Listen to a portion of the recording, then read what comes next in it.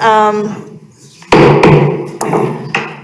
going to call the City of Highland Park regular meeting of the Plan and Design Commission to order for February 4th, 2025. Mr. Fontaine, will you please call the roll?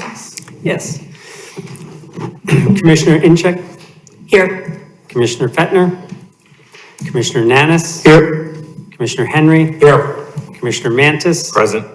Vice Chair Kirsch? Present. And Chair Moore. Here. We have a quorum, Madam Chairman, and I'd like to recognize Council Member Liaison Yumi Ross. She's the alternate. And Corporation Counsel Martinez. All right, and I would like to introduce our new incoming student commissioner, Autumn. So thank you for coming tonight and welcome to the commission. So it's, in the past, we've always valued our student commissioners' opinions, so we look forward to hearing yours as we go through our projects. All right, first item on the agenda is the approval of the minutes from the January 7th meeting. Can I get a motion? Move approval. Okay, can I get a second? Second. Okay, motioned by Vice Chair Kirch, seconded by Commissioner Nanis. Any discussion, any changes? Did anybody note? All right, all in favor of passing the minutes? Aye. Any nays? Abstention. And then an abstention. All right. Thank you.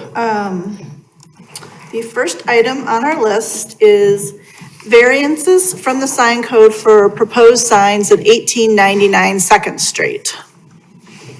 Take it away. Where's the clicker? We're looking for the clicker. All righty.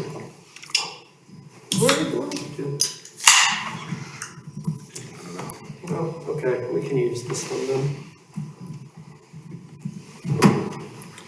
I'll just tell you to go to the next slide. This one.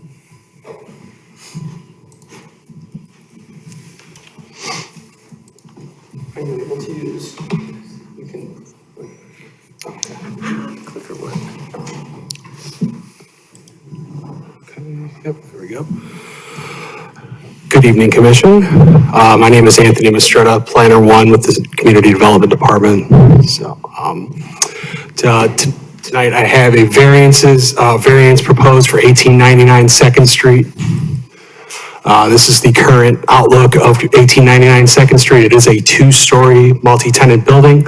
It's located on the east side of 2nd Street, just south of the intersection of Elm and 2nd, and it is Zone B5. Important clarification here, this picture, the applicant has submitted plans which are in your packet, which indicate that these awnings here have been removed, so the awnings are no longer there. So the applicant is proposing 2 signs, both of which will be internally illuminated, and one of which is a wall sign, which will be located on the facade. It is 9 feet by 3.5 feet for 31.5 square feet in total sign area.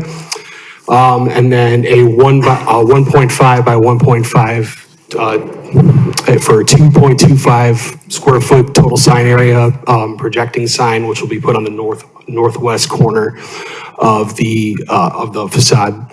And the total square footage is 33.75. These are renderings provided by the applicant for the 2 signs. You can see the measurements there. They're both the same color, and they both have the metallic opaque lettering, which the light will shine through on. So I did put some reading material there for the city sign code, and then for the variations, I broke it down. The maximum amount of square footage they're allowed is 100 square foot. It's lesser than the total horizontal area, 15% of the total horizontal area of the facade. Doesn't apply. They aren't looking for relief there. Their sign comes out to 31.5 square foot. City Code Section 150, 2007 states that internal illumination is not allowed in the B5 district.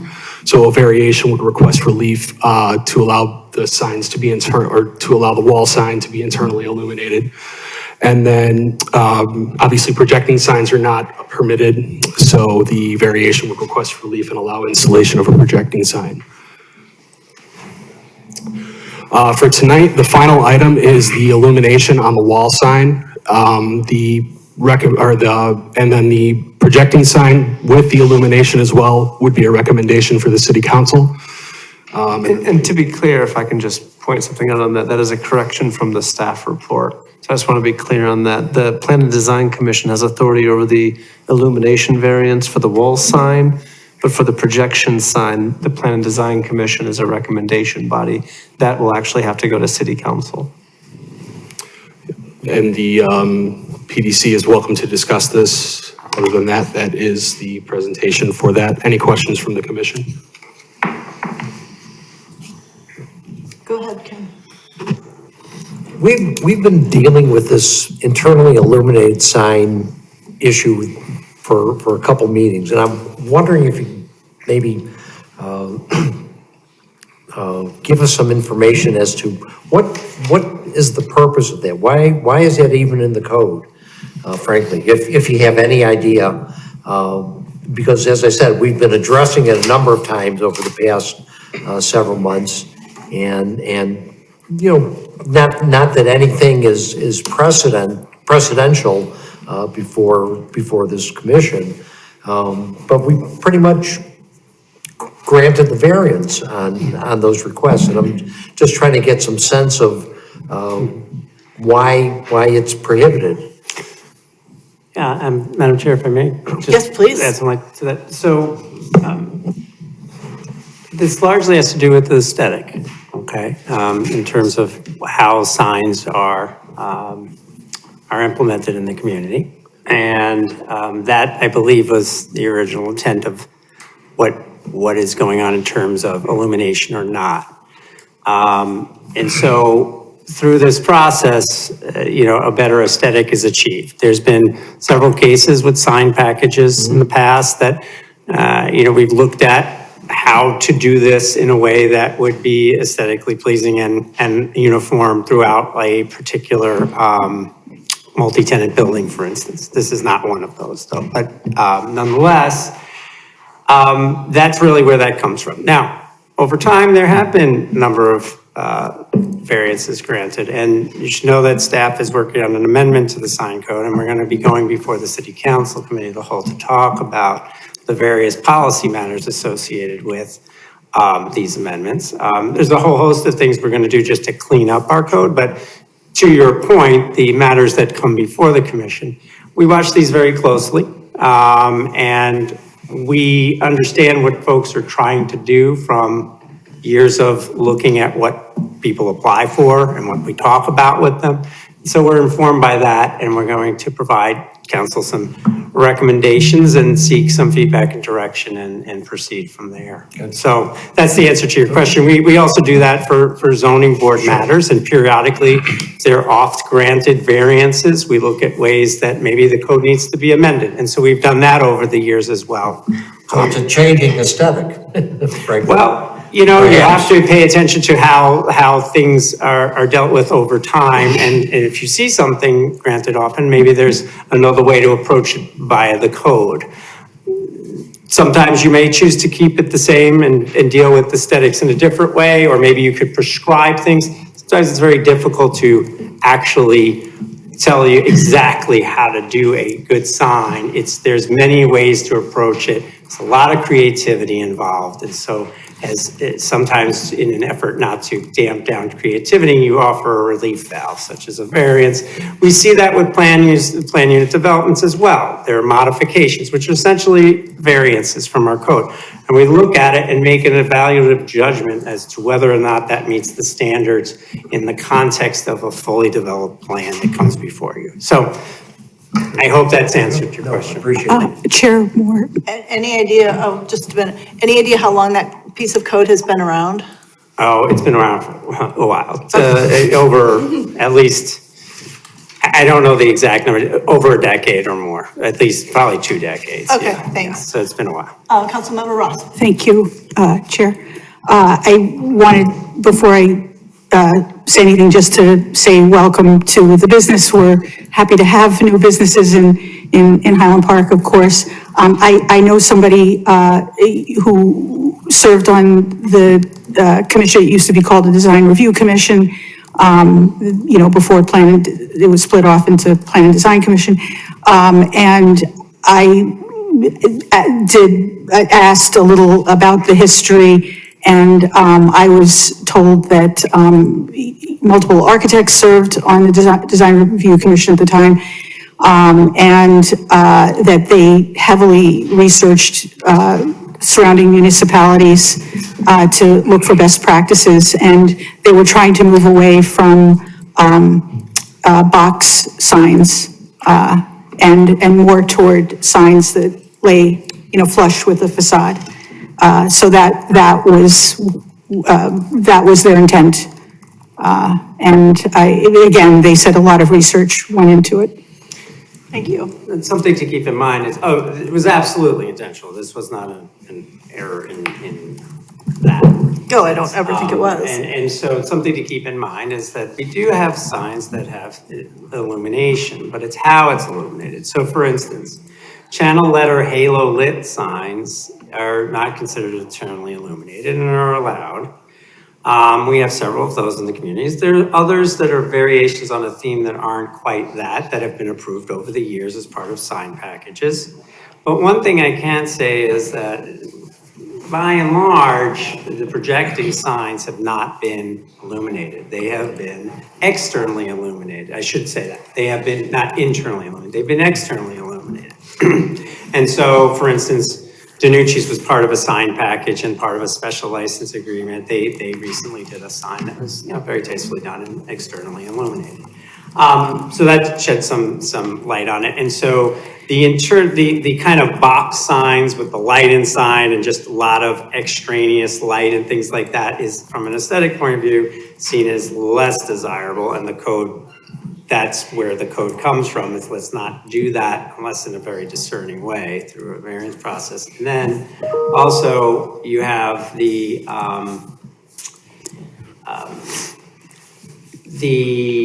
way you approach an internal illumination can be very different. Signs that are internally illuminated can have a very different aesthetic feel. As you can see this particular sign, they're trying to achieve a different feel from just a white box sign with some black letters on it. That's probably the worst example of the box light sign that folks were trying to avoid as a community. Chair, one last piece that previous commission recognized that, the background for the sign would be, flush. That was the intent, but they recognized that the letters themselves could be, have dimension. Yeah, just thought to share that. Like channel lettering and things like that is what. Okay, thank you. Yes, Commissioner Imchuk. I have a question about the projecting sign and like the overall scale of the building, especially in the packet starting on page 12. I don't know if you have that in there. It says that it looks like the projecting sign is meant to be about 10 feet above grade. And the overall building, it says is 40 feet tall, which looks awfully tall for this particular building. It looks more like 25 feet to me, I'd say. I'm just looking for like a sense of scale of where specifically the projecting sign is going to be located. Yeah. So if and you how look, like pedestrian oriented that will be versus like larger scale. yeah, I mean, it's right on the northwest corner of the facade there where the mouse is hovering, and it will be projecting onto the sidewalk that you could see where the frontage is listed there. That, as far as I understand, I'm sure the applicant, when they step up, can speak more to that. But yeah, there's the real, that's really the image of where it will be projecting at about 10 feet above grade. So there just appears to be so the 40-foot, that doesn't, can you just scroll down a little bit on that image there to see what the top of that, yeah. So the building's 40 feet high, but that 10-foot dimension, that can't be at that can't be at 10 feet. I think that's what the Yeah, commissioner's that's- saying. yeah. There's something off with the measurements here. Either that's not 10 feet or it's not 40 feet. Those two things don't look like they can occur in that way and be said to be correct. Both of them. So I think we're gonna have to verify with the applicant what the height of the projecting sign is gonna be. Yeah. Okay, do we have any more, go ahead. Quick question. So I know it's not up on this specific conversation, but the 100 square feet for the signs, given that this is for the second floor unit, there'll potentially be a first floor unit that would have some sort of signage. Would they be then limited to the 77 or whatever, maybe square feet of a sign remaining, or they have their own 100 square feet? They would have the amount that would equal their entryway and what's remaining with the horizontal area of the facade. So yes, they would have 100 square feet available to them per code, because that number is lesser than what the total horizontal area is of the actual facade. Okay. So that's where the 100 square foot comes from. It's whatever's lesser. So in this case, 100 square foot is lesser. So both tenants would have access to a 100 square foot sign. Thank you. Thank you. Good Yes, explanation. I have Oh, go ahead. I have a piggyback question to that, actually. So in the past, we've considered sign packages by building, and the aesthetic had to be similar. So I guess in thinking proactively, would a sign that might come before us for a tenant for the first floor need to be in the same kind of theme or aesthetic as what these are? There is no sign package for this property. Okay. So they would not have to follow any sort of guidelines laid out by a legal document, no. Got it. But as a condition of approval, that, you know, I defer to Sure. the corp counsel. Yeah, sure. If they wanted to come forward and do internal illumination or any sort of thing that would require a variance, then yes, they would come before you. But in terms of following a guideline or a sign package, there is none, so. Thank you. Any more questions for staff? Thank you. Thank you. Would the applicant like to come up and speak to us about the project?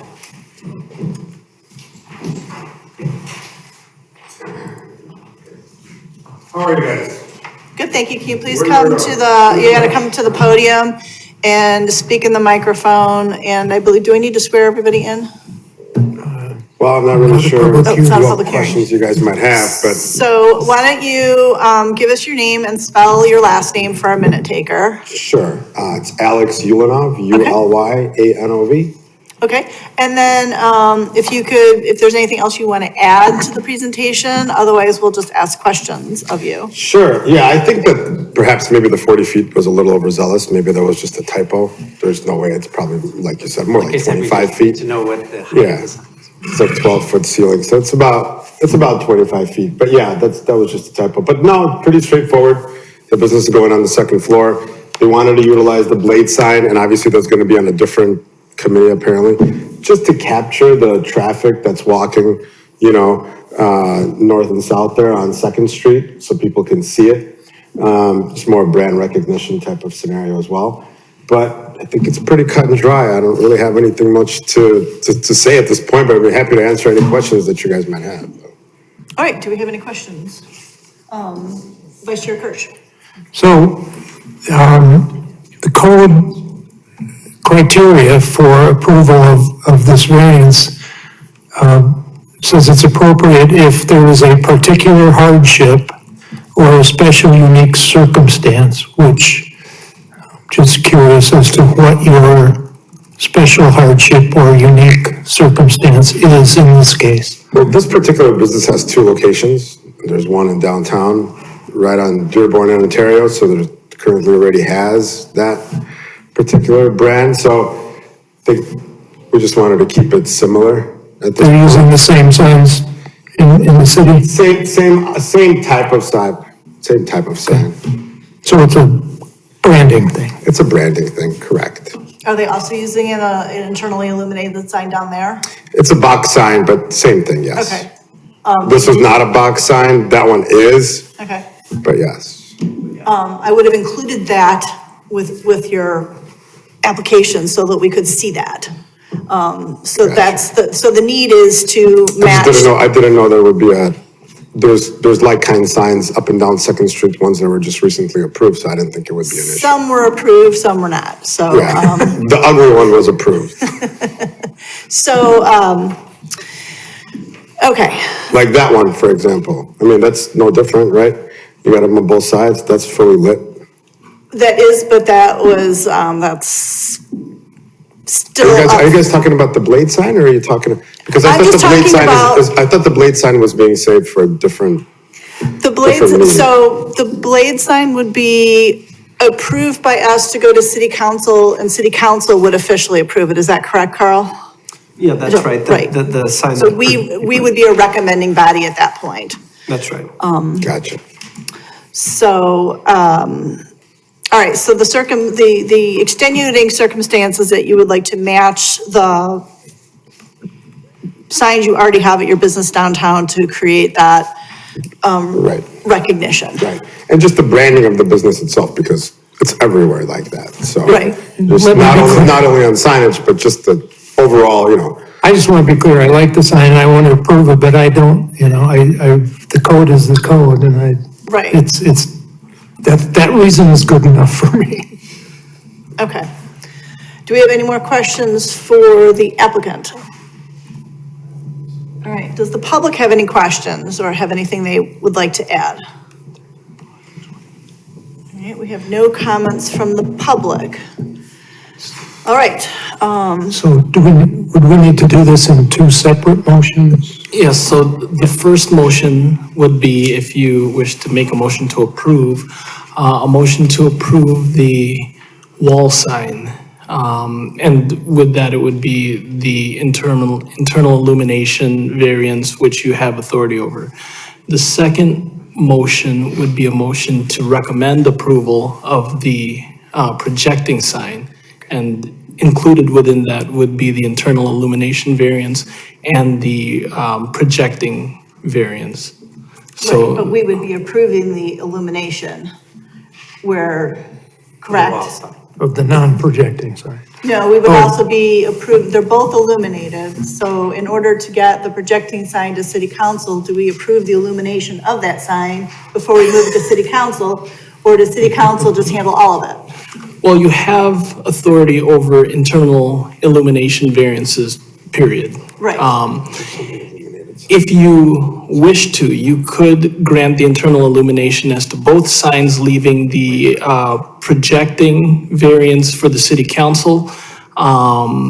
You could leave you could just do it by sign or by variance. And so really it's, both ways would be appropriate. If you want to make a motion to approve the internal illumination as to both signs and then recommend approval of the projection, you can do it that way through two separate votes. Okay.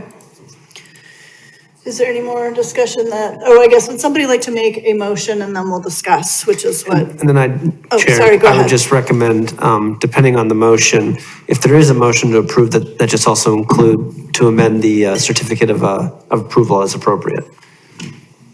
Okay, Okay, so if I may? Yes, you may. Madam Chair, I would move that we approve the sign variance for 1899 Second Street in regards to the illumination variance of the wall sign. okay. Doing it, but if that's That's do it fine. sign, but give the other sign completely to the city council would be my, Okay, but I think we still have to approve the illumination for that second sign. All right, so let's deal with the wall sign first. yeah, let's just. Okay, so we have a motion to I'll approve second it. the eternal illumination for the wall sign. Motion by Vice Chair Kirch, seconded, I heard, by Commissioner Mantis. Is that correct? Correct.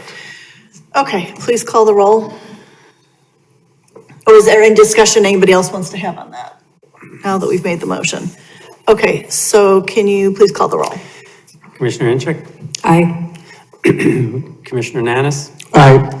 Commissioner Henry, Aye. Commissioner Mantis, Aye. Vice Chair Kirsch, Aye. and Chair Moore. Aye. The ayes have it. This item has. Okay, Motion so- carries and the item has. Okay, so approved. the wall sign has been approved, the internal limit, so the wall sign is approved. Now we need to turn to the projecting sign. So we need a motion, we need to approve the internal illumination for it and then approve the passage of this, the recommendation to city council to approve or not to approve the, projecting portion of the sign. So do we need two motions for that, or could we? You can do it in a single motion if you wish. You can motion to approve the internal illumination and recommend approval of the projecting portion of the sign. So I would move that we approve the internal illumination variance for the projecting sign and recommend the city council approve the variance for the projecting sign and what was the other part of it? I think that's it. Just the projecting. That was it. Okay, do we have a second? I will second that as well. Okay, motion by Vice Chair Kirsch, seconded by Commissioner Mantis. I'm sorry, and it also to the certificate of approval needs, I that think was. that is a certificate of approval. We'll make sure that whatever it is, Yeah. it needs to be amended in Actually, accordance the with what motions, you. yeah, the motions have been clear enough that we Yeah. will amend. Okay, the we'll certificate amend of it. That's correct. Okay, That's assumed. any more discussion on that one? Please call the roll. Commissioner Incheck. Aye. Commissioner Nanis. Aye. Commissioner Henry. Aye. Commissioner Mantis. Aye. Vice Chair Kirsch. Aye. And Chair Moore. Aye. The ayes have it, the motion carries. The internal illumination was approved and the projecting nature of that sign was recommended for approval to council, city council. And we will put that on their next meeting. Great, thank you. Thank you, Madam Chair. Okay.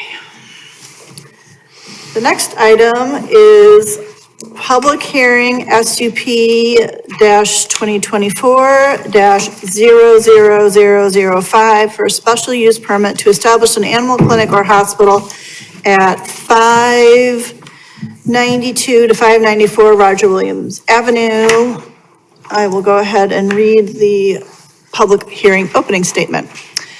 Welcome to the regular meeting of the Highland Park Plan and Design Commission. My name is Karen Moore. A quorum of the Plan and Design Commission being present, the members of the Plan and Design Commission will now introduce themselves for the record from my right. Kristen Incheck. Josh Nanis. Danny Mantis. Steve Kirch. Ken Henry. The Plan and Design Commission is charged with hearing applications for rezonings, plan developments, and subdivisions under the zoning ordinance and subdivision regulations of the City of Highland Park. In all matters, we recommend to the City Council based upon the testimony presented to us in the hearing. We are required to decide cases within 44 days after receipt of the transcript. All testimony is under oath. Both applicants and others who wish to speak on a particular case should present specific evidence as to why a proposal meets or fails to meet the standards for the relief requested. For clarity of our record, only one person at a time will speak and all questions will be directed through the chair. We ask that you make every effort not to be repetitive in your testimony. Finally, we will make every effort to adhere to the schedule prepared. For tonight's hearing, if additional time is needed on a matter, it will be continued until the next available agenda. With that, I open the floor for the staff of the Plan and Design Commission to read into the record proof of publication and ownership. Proof of publication and ownership are available for viewing at the Offices of Community Development, 1150 Half Day Road in Highland Park. Thank you, Madam Chair. Thank you. All right, who's presenting this one? Okay, Mr. It's me again. Oates, go ahead. So I'm here to, again, present the special use permit for 592 Roger Williams. Applicant is Dr. Jeffrey Cortell, and this is for the February 4th meeting. So this is a current picture of the vacant property at 592 Roger Williams. It's located on the southeast corner of Roger Williams and Elm. It's a single-story brick facade, and then the previous use was a brewery restaurant, and the property owner is Leg Investments LLC. This is a zoning overlay, sort of showing the Roger Williams corridor here, moving down, and then this is right where our property lies with that overlay. And then this is just a copy of the floor plans, just a picture of it shown. They have some exam rooms, a grooming area, a treatment lab. various staff rooms, like a break room and utility room. And then there is, for operations and outside of just daily care and services, there's no overnight care proposed for this. As of right now, there's been no signage proposed. I'm assuming that would be something that would come around the corner. But again, it would be upon approval of the SUP. There are no future plans to expand right now, at least that we're aware of. And then accessibility, it is a one-story building with a leveled front entrance. Parking is available in nearby lots. Repark rule does apply, so there's no additional parking needed because the use is another conditional use or allowable use within the district. And then there are public reminders there are public comments in your packet, if you'd like to read what any of those had to say. And then these are just the special use standards. These are available, both on this, report as well as that. And, yeah, the recommendation is that the Plan and Design Commission open the public hearing, consider the staff and any other, presentations available. And you may also create a findings of fact or direct staff to draft one. And yeah, that's end of my spiel. Any questions from the commission? Go ahead, Carl. So just regarding the conditions of approval, so again, this is a special use permit for a conditional use. So this type of use is now allowed in this zoning district as a conditional use. And so what the commission should think, the commission should think, are there any conditions that this use should be subject to in order to make it compatible with the neighborhood or the standards of approval? And so, an applicant can say what their operations and activities are, and if the commission considers it important enough, and of course with the nexus to the standards of approval, then the commission can adopt those as standards of, or conditions of approval. And so two that I would just throw out, regarding nighttime activities and then, or operations. And then the other one, if the applicant should be allowed to expand beyond their floor plans on that site, whether or not that would come back for another amendment or not. Those are just two that I would suggest the commission consider. Okay, thank you. Do we have any questions? Does the commission have any questions for? It should also be noted that this conditional use, just for your own, was adopted in June of 2024. The amendment to the code. The amendment to the code, which allowed this to be a conditional use. So this is a new allowable conditional use, just for your guys' clarification. Okay, Commissioner Imchuk, you have a question. I know it was stated that there's no overnight care permitted. Does that mean there's no boarding of the patient animals overnight? Or are they still able to be boarded at the facility overnight? No boarding? So we could, when we have the applicant come up, we can ask that question. Yeah, I believe I know it says no in the packet, Right. but May I also respond to that? yes, please. So yeah, so I believe the applicant, so they stated, and this was in the report, so that there'd be no overnight operations or activities, and they put their hours in there too. I think like 9 to 5, but I don't want to misquote. Again, as the chair said, that's a question that you should definitely ask the applicant to verify. Then just to my point, the commission could consider those as conditions as well, if appropriate.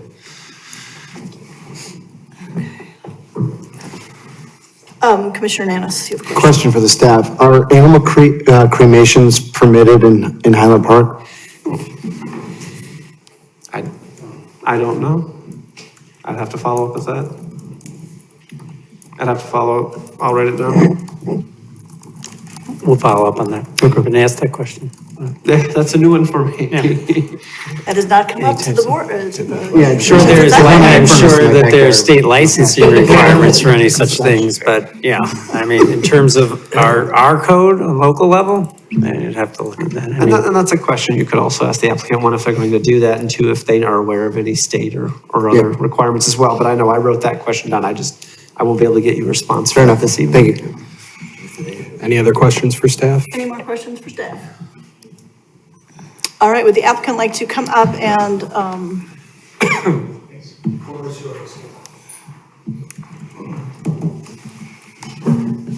oh, and it is a public hearing, so I'll swear you in. Do you swear to tell the truth, the whole truth, and nothing but the truth? Yes. And please state and spell your name for our minute taker, even though we see you often. Sure, thanks, Madam Chairman.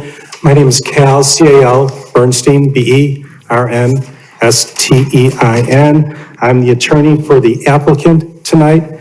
And before, I have a very short presentation, but before I'll go into it, I'll try to answer your question. I asked my client with regard to cremation, there's third parties that do that. There's not, I don't think that's done in Highland Park. Those get sent out. So that's that question. And to answer the other question, there is no boarding, there is no overnight stays in this location. So last spring, we actually came to the Plan Design Commission and we sat in the audience and we watched as you considered to make an animal clinic a conditional use in the Ravinia area.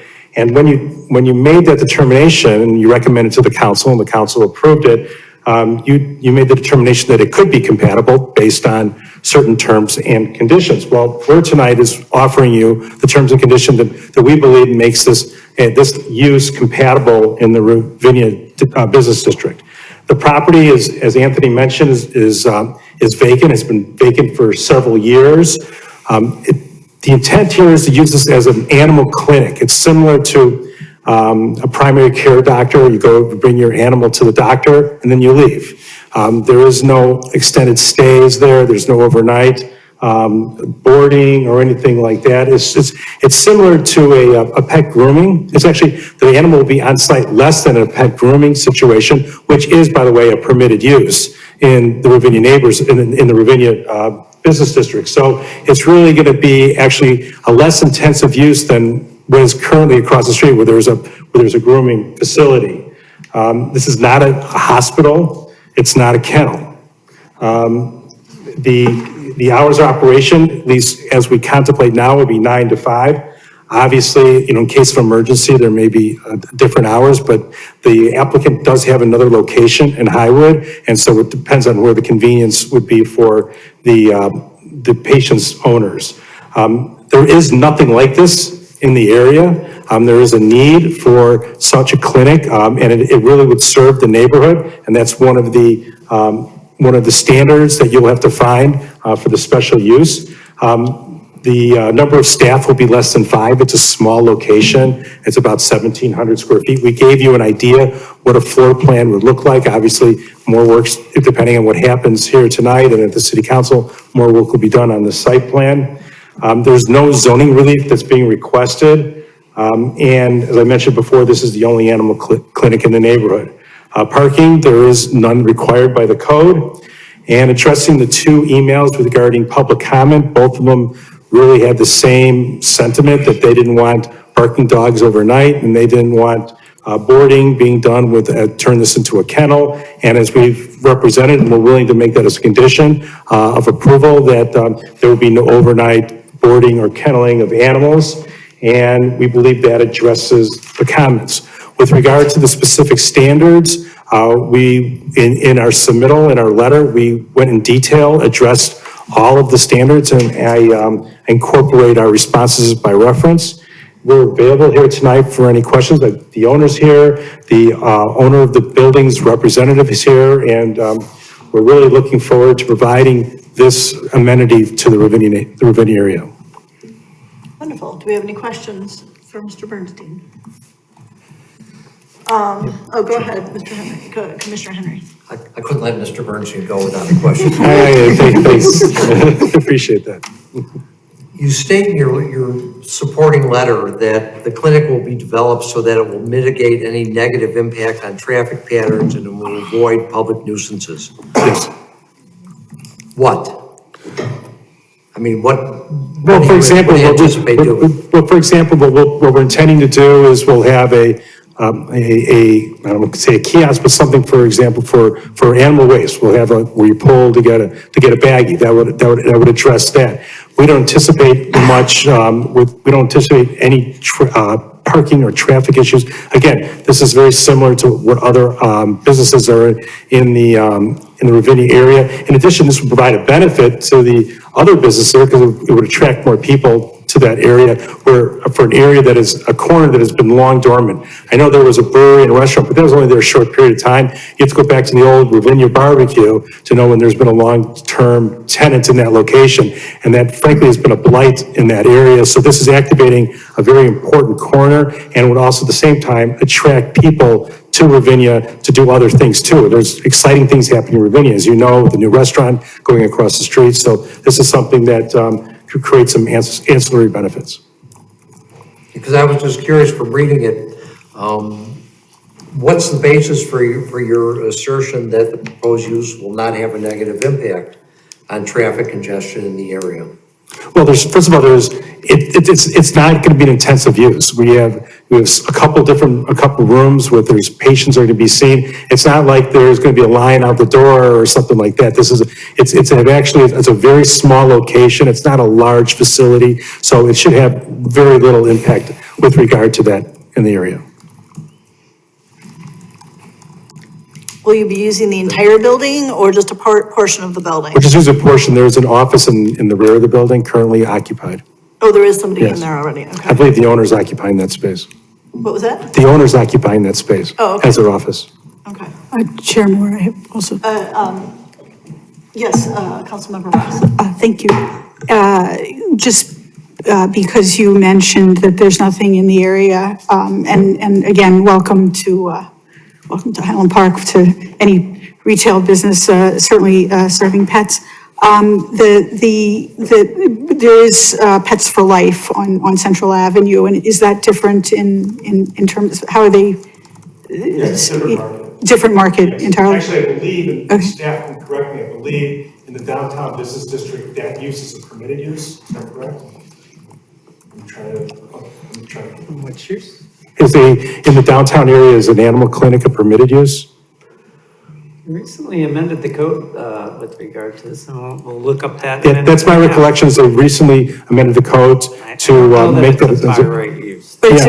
it's a different market. But it's a different market. That's the reason why I believe, and I'm trying, read between the lines, reason why they made it a conditional use in Ravinia versus downtown Highland Park is because they wanted to make sure that there was not that intensive use to address Commissioner Henry's question there. And that's the reason why instead of making it a permitted use, I believe the discussion was back last spring, is to make this, instead of making a permitted use. The other, one last question.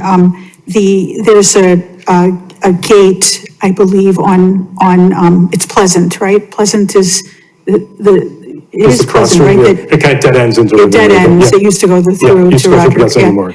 And Before and Walgreens was there's a built. gate, and I know that there were a couple of, I think it was in the packet, I can't remember, that there were a couple of neighbors who were concerned about walking dogs on Pleasant, but given that it's not an overnight facility, there wouldn't be walking of dogs. Our staff will not be walking any dogs. No walking, thank you. That's all. We can't stop other people, but we're not going to be walking dogs. Yeah, thank you.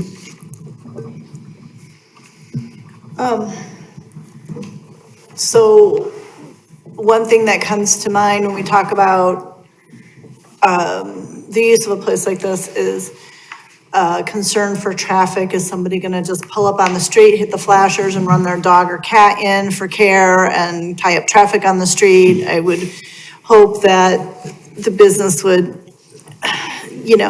make an effort to talk to their clientele to make sure they know to park in regulated parking spaces. And I recognize that concern. I would note that, obviously, we anticipate a lot of traffic coming, people walking there from the Ravinia area, number one. But number two, directly to the west of the property is the Walgreens parking lot, but there's also a strip of public parking spaces there that are readily available. So we don't anticipate, and as staff mentioned in their presentation, this request does not require any parking, but the parking is, Right. No, I parking is already ready available right next door.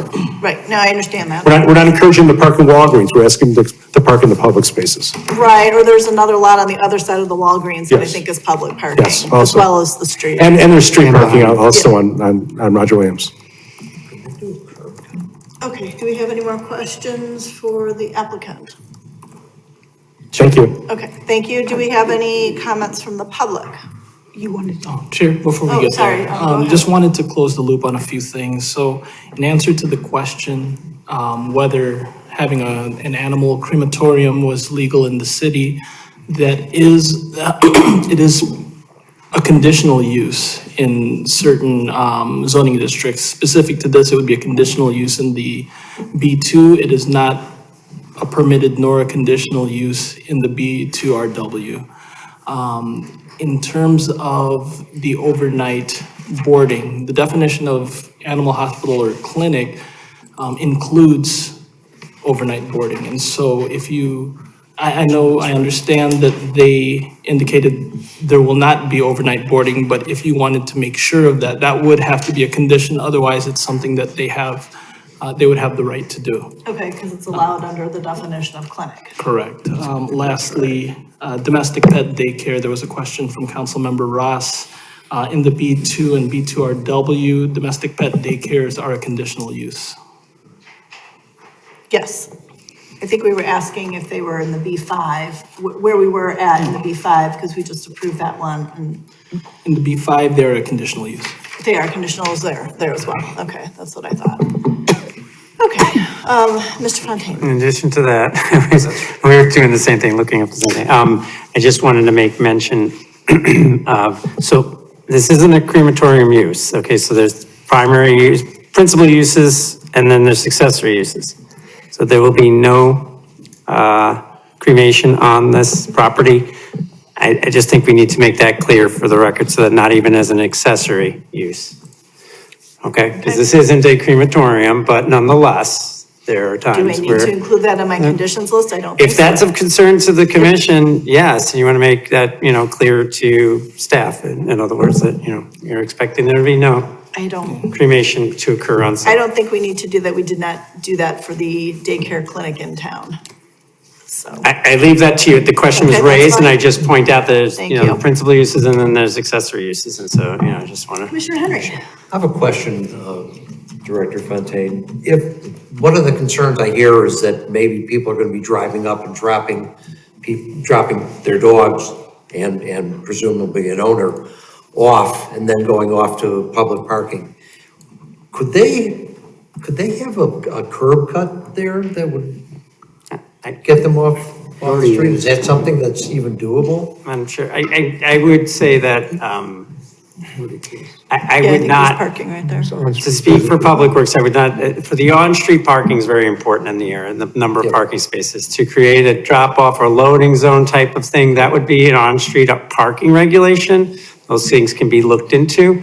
But I think that, staff's trying to manage the parking situation as best we can. Understood. And unless you feel really compelled to say that this can't work without something like that, I would respectfully suggest not saying that maybe just casually look into it if it becomes an issue, but that's up to your judgment and whether or not you think it's necessary for this Just something that use. occurred to me as we're having this. But that would be discussion something about- off-site that's out of the control of the applicant to do. So, you can't put a condition that happen. Yep. Okay, you could certainly ask staff to look into that, but they couldn't make that necessarily happen without our approval. So then Yeah. that's a condition they can't fulfill, right, necessarily. Okay, did we have any members of the public who needed to speak on this? All righty. One thing, Carl, that we talked about was if we needed to include words into the findings of fact as to whether or not we can allow them to expand into this extra office. Right. That would be something the commission should consider is if, the property as a whole has this part towards the front, that's 1,700 square feet. That's what they're here before the commission now. Okay. There is a space, I think the applicant's attorney said that the owner uses that as their office in the back. Something for the commission to consider. What if they're successful and they expand into that back area? Should that come back for a SUP amendment, or should that be something that can be handled administratively? So if you're going to limit it to just the 1,700, then if they expand, they'll have to come back. So this is why we raise it, because it's Right. literally within the same building and, kind of flows Right. through, so. I don't know how we would word that, so, I don't see any point to it. It's the same building. It's the same building. Right. So then just say for the property, then Yeah. it wouldn't be Yeah. limited to Yeah. their particular Yeah, I don't tenant see any space. point. That doesn't obligate the landlord to rent them any additional Right, space. right, It right. just says if you do, then you do. Right. I think that's just an important distinction because we wouldn't want to have, respectfully, we would say if we think this is a use that's approvable here, unless there's real consternation about that use maybe expanding in the future, perhaps we don't need them to come back to do so. That's all we're saying. okay. So I think what we'd be looking for is a motion to, do findings of fact with the conditions that, that there's no overnight care, there's no kenneling. The hours are stated 9 to 5, Monday through Saturday.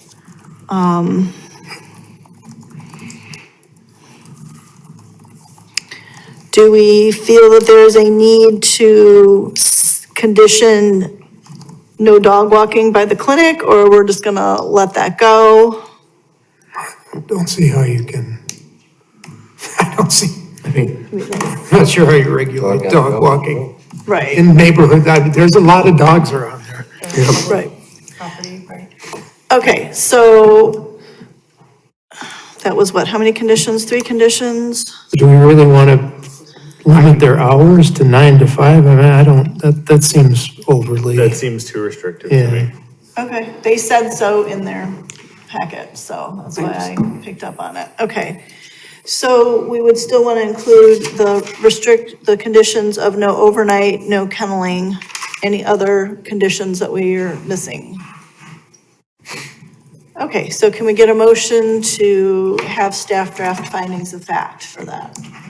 So I would move we direct staff to produce findings of fact recommending approval for a special use permit to establish an animal clinic or hospital at 59294 Roger Williams Avenue with 2 conditions: that there be no overnight operations at the facility and no kenneling at the facility.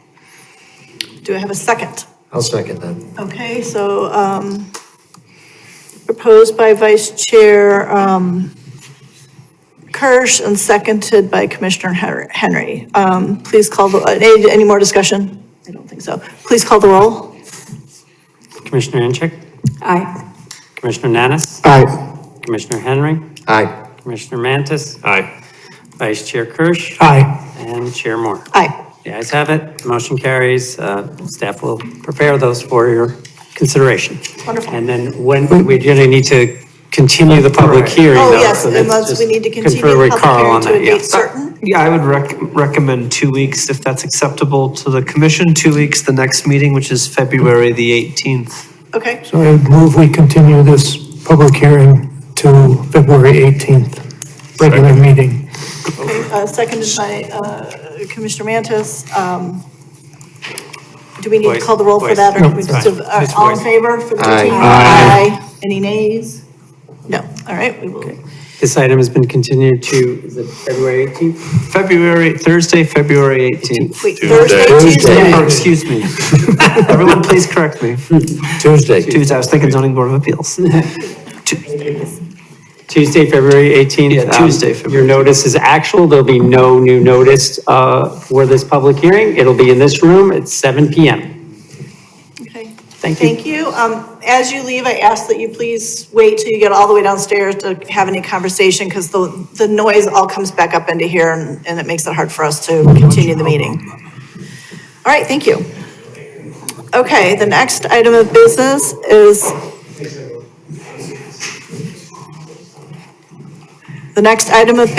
public hearing, PUD-2024-00029 for a special use permit in the nature of a preliminary plan development with modifications from code at 734 Central Avenue. I will go ahead and read the opening statement. Welcome to the regular meeting of the Highland Park Plan and Design Commission. My name is Karen Moore.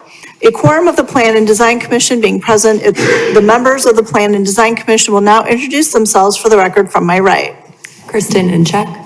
Josh Nanis, Danny Mantis. Steve Kirch. Ken Henry. Alrighty, the Plan and Design Commission is charged with hearing applications for rezonings, plan developments, and subdivisions under the zoning ordinance and subdivision regulations of the City of Highland Park. In all matters, we recommend to the City Council based upon the testimony presented to us in the hearing. We are required to decide cases within 45 days after receipt of the transcript. All testimony is under oath. Both applicants and others who wish to speak on a particular case should present specific evidence as to why a proposal meets or fails to meet the standards for the relief requested. For clarity of our record, only one person at a time will speak and all questions will be directed through the chair. We ask that you make every effort not to be repetitive in your testimony. Finally, we will make every effort to adhere to the schedule prepared. For tonight's hearing, if additional time is needed on a matter, it will be continued until the next available agenda. With that, I open the floor for the staff of the Plan and Design Commission to read into the record proof of publication and ownership. Proof of publication and ownership are available for viewing at the Offices of Community Development, 1150 Half Day Road in Highland Park. Thank you, Madam Chair. All right, wonderful. Do we have a presentation from staff? Yes, thank you, Chair.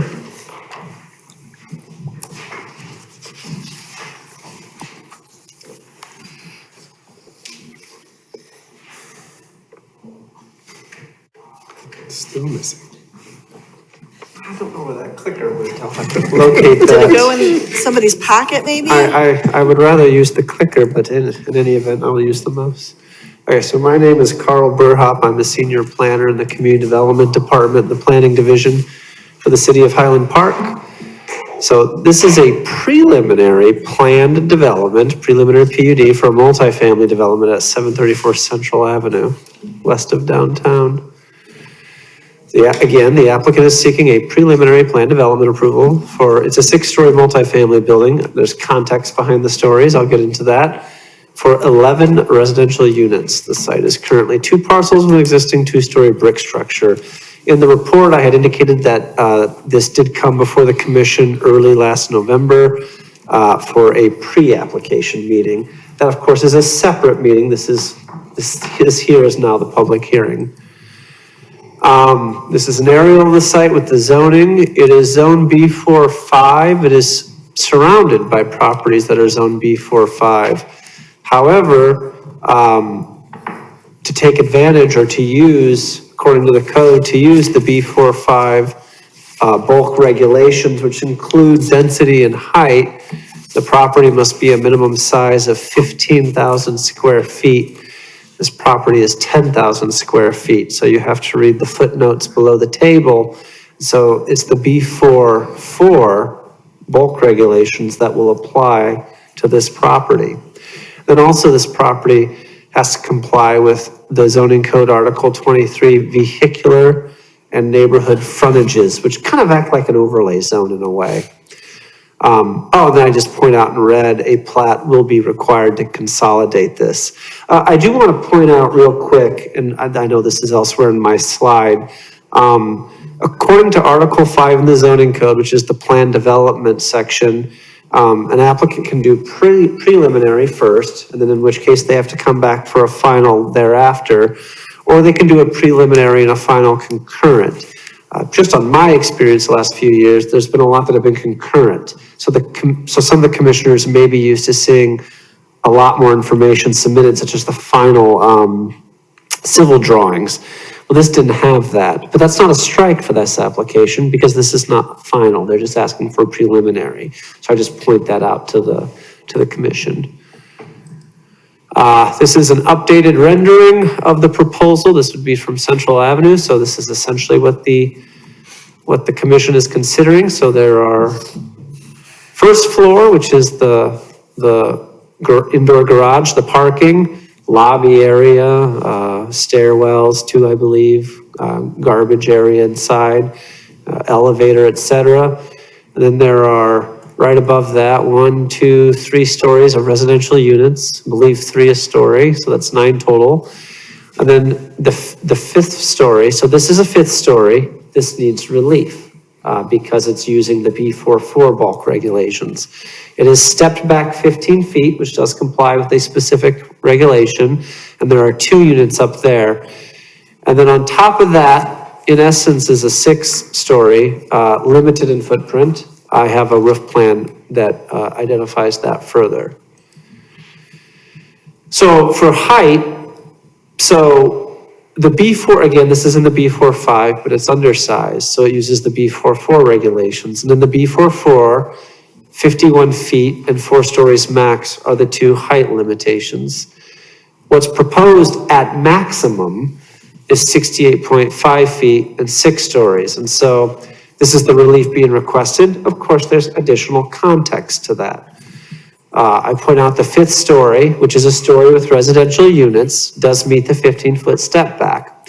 The 6th story, which is limited to an elevator, stairwell access, pergola, provides a 4.675-foot step back and therefore would need 10.33 feet of relief.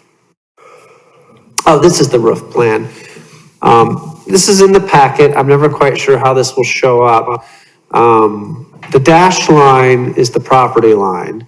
So there's a 5-foot setback from the property line to the 1st floor, the 2nd floor, the 3rd, and the 4th floors. And that complies with Article 23.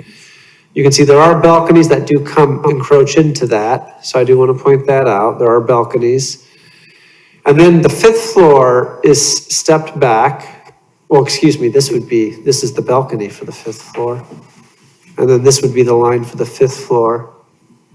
And then the top here, what would actually be the 6th floor, you have these encroachments, vertical encroachments that are the stairwell and the elevator, full accesses that come up.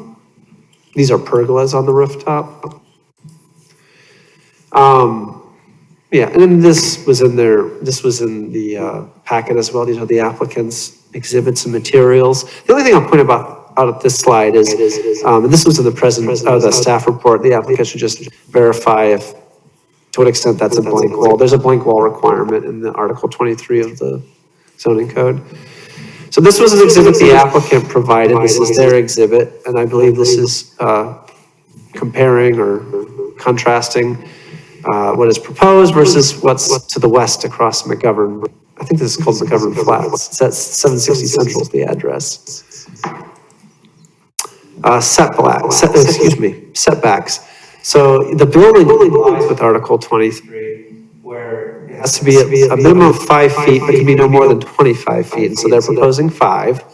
Then they propose 0 along the south and the east, and that complies. They can do 0. I will point out that by the strict reading of the code, traffic visibility triangle setback is requested. That was also requested for the McGovern building to the west. Though I will point out that the boulevard there, the parkway there, is actually some 24, 25 feet, and then of course the building itself is set back another 5 feet. So it's approximately 29, 30 feet from the building to the actual surface of the street. So that relief is requested, but that's the context behind it. So it would meet the traffic vision triangle if it was measured from the curb. It's not where the code measures it. The code measures it from the property line. Off-street parking and loading, the simple thing to say is that with a 15% transit-oriented reduction, the project will comply and actually have 1 additional space.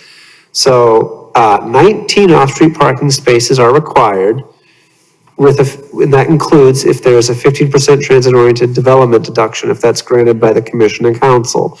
And then the staff report documented that there is bus service along Central. I had the 2 hyperlinks to those routes. The requirement without any deduction is 22. The project provides 20 spaces in the 1st floor garage. Civil Tech is the city's third-party reviewer for off-street parking. There were comments. Those were only given to the applicant sometime last week, so obviously they'll have the opportunity to respond either at this meeting or at a future meeting. I will also point out the commission should note any maneuverability aspects within the garage, as well as the accessible space location. In terms of parking geometrics, by the strict reading of the code, the spaces do meet the width and projection. The drive aisles, if you want to get picky, I believe are 2 inches short, but the spaces are each 1 inch long, so it adds up. They comply. The aisles and the spaces meet the strict dimension requirements of the code. Oh, this is just the first floor layout. In the staff report, me, did ask for the driveway to be dimensioned because the applicant's going to get a reduction on their landscaping requirement for that, which is going to put them very close into compliance with the shrub requirement. This is the accessible space here. It's a stairwell here, stairwell there, and the elevators over here. That's the refuse room. For landscaping, so there's no vehicular use area requirements. We're not going to require them to put plants indoors, they'll die. So, but there is a foundation requirement. And so the requirement for shade or ornamental trees is 5 on their initial landscaping plan. I don't believe they showed any on the private property. There are no evergreen requirements. For shrubs, my calculations indicate that 4 is short, but this actually needs to be refined. They're going to get a deduction for the driveway width, so this is going to be really close to complying. Though they do need to vary their species of shrubs per the code. You have to have at least 3 types of species, and no one species can be more than 50%. So there has to be some diversity of flora. Other notes, so this is just in the staff report. There are transparency, and I brought up the blank wall requirement. So the applicant should just verify if the transparency requirement is met and to what extent there is a blank wall. Though the only area I could identify where that might even be a case would be up on the 5th floor, which is step back. Exterior lighting information is needed. I want to point out, this is a preliminary PUD, so to what extent the commission wants that now versus do be aware if this proceeds, it will have to come back for a final. Of course, it's going to come back for another commission public hearing as well, but in addition to that, I'm saying this will have to come back for a final consideration if it continues. And this, so these are just kind of checklist items related to that. Mechanical equipment, locations, and screening should be provided. There's an environmental checklist that the applicant should address. And then also, there is a relief requirement. The McGovern one received this relief. It's an interesting requirement. It's towards the end of Article 8. It's limited to 40% parking within 40 feet of the front property lines. That would be measured from the north and the west property lines. And so the report just asked that be verified. And I actually didn't point that out to the applicant until late last week. So they just haven't, they need a chance to respond to that. Okay, so then public benefit. So this is a planned development. By virtue of being in the B45, or if this was it uses the bulk regulations for B44, but either one, by virtue of being in that zoning district, a public benefit must be proposed. In addition, there's also the height relief that's being requested, and so that also triggers a requirement.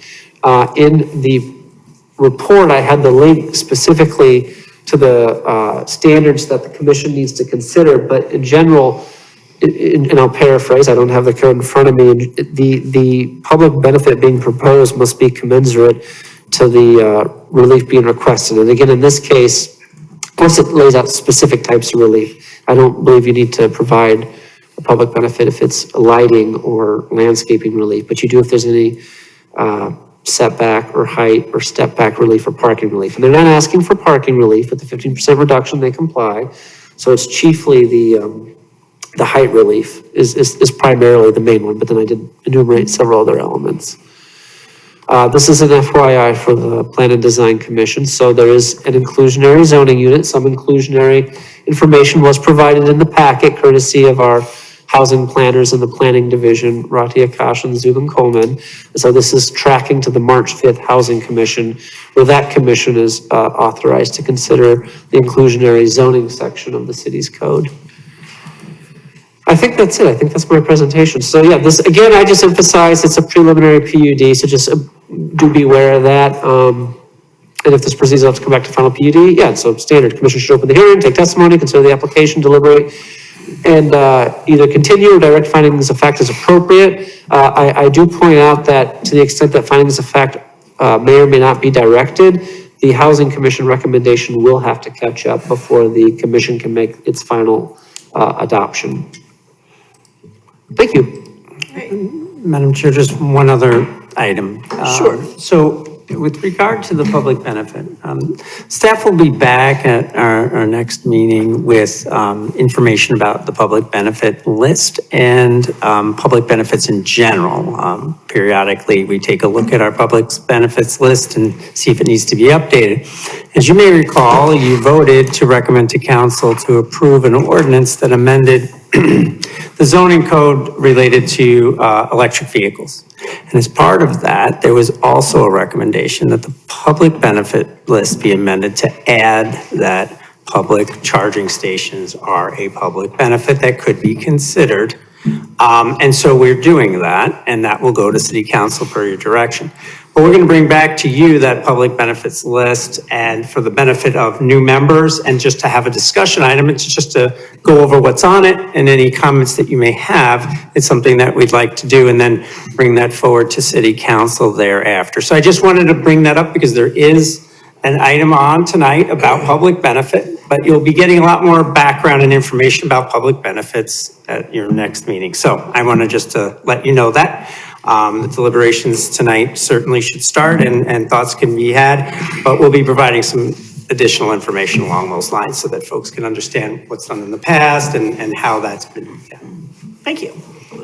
That will be a good review for those of us who've been here a while and And I know certainly there's for all of many our new new people. members. Yes, that's why I thought it made sense to do.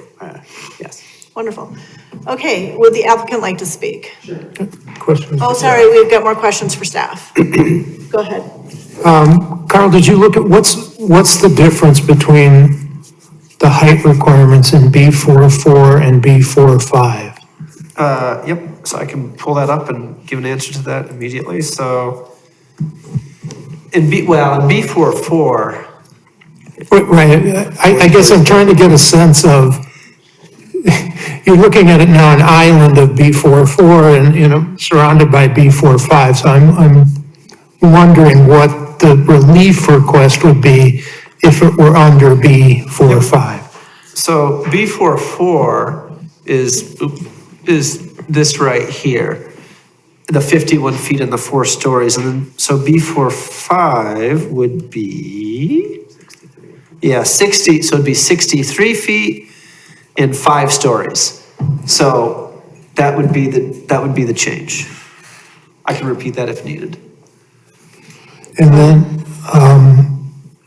what's our policy on putting landscaping in parkways?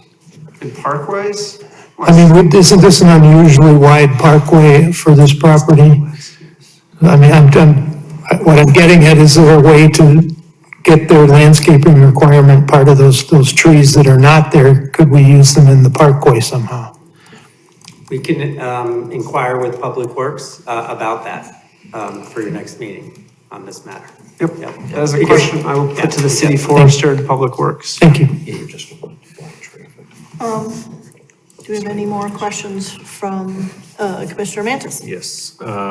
So I know you mentioned that this has to go to the Housing Commission for the inclusionary unit. Not sure how much of that is within our purview. But I think that there were a couple things that caught my eye with regard to the inclusionary housing, or the inclusionary unit. Number one, it looks like a lot of the units have studies, some of which even have bathrooms attached, which to me appear to be bedrooms. So I think that this should be, the inclusionary unit should be consistent with the rest of the units. So there's probably a disproportionate amount of what I would consider to be actual 3 bedrooms rather than 2 bedrooms. And then the wording for the inclusionary unit was a little ambiguous, where there's an or in there, but it doesn't say whether we're using the lesser of the 2 square footages. So let me pull that up for you real quick.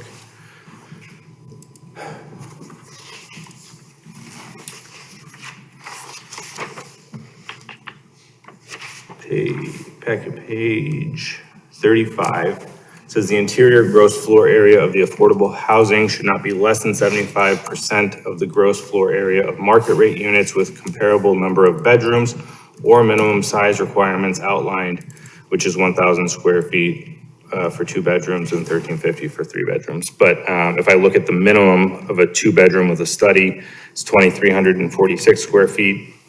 And the inclusionary unit is only 1,285 square feet. So that, to me, feels much smaller.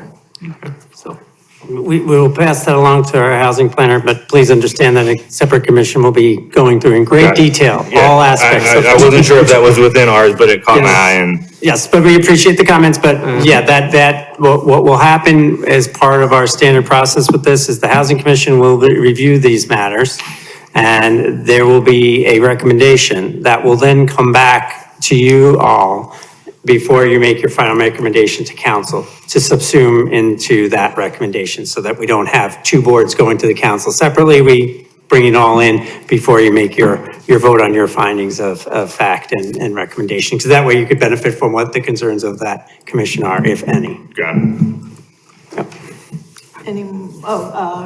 Councilmember Ross. Thank you, Chair, and thank you, Commissioner Mantis, for noticing that piece. I want to a bit piggyback on that because I noticed the same, the discrepancy between the size as it relates to the inclusionary ordinance.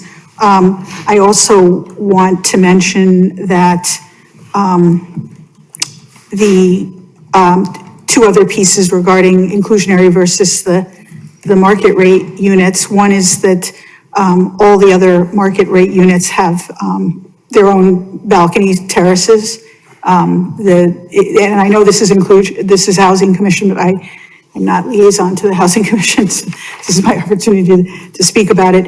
All the other units have a private balcony. And the other piece that is, I just looked at the inclusionary housing program, and number 9 must the affordable inclusionary units be identical to the market rate units, and it specifically calls out no differences, as I understand it, with regards to windows.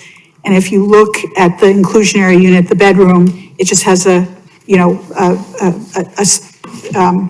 I'm sorry, not the bedroom. The living room space has just one small window versus, you look at, if you were to look at the plan, the living rooms of the market rate units have much larger windows. And it's just far more generous in terms of the windows and in terms of the space. And I wondered too, whether the 75%, does that include the outdoor space, or is it just interior square footage when you're comparing? But I do think it is actually called out in the ordinance that the windows should be comparable.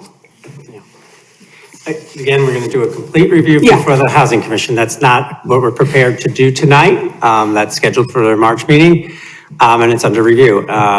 So if there are departures from the code, the Housing Commission can consider some of those and make reasonable choices about what would be acceptable. But all of those matters are what are considered and what's reviewed by staff. And yes, they do need to have similar amenities to the market rate units, and where they don't, that's a departure from the code. And so those items will all be discussed at length, and the commission will work with the applicant to see what they can do in terms of making an approvable inclusionary housing plan. And then that will come back to the commission, and you'll see what the deliberations yield in terms of recommendation. And I do want to stress that all of this goes to the city council for final action and deliberation. So any matter that boards and commissions recommend can certainly be brought up at council if it's not satisfactory in terms of their final review and approval authority.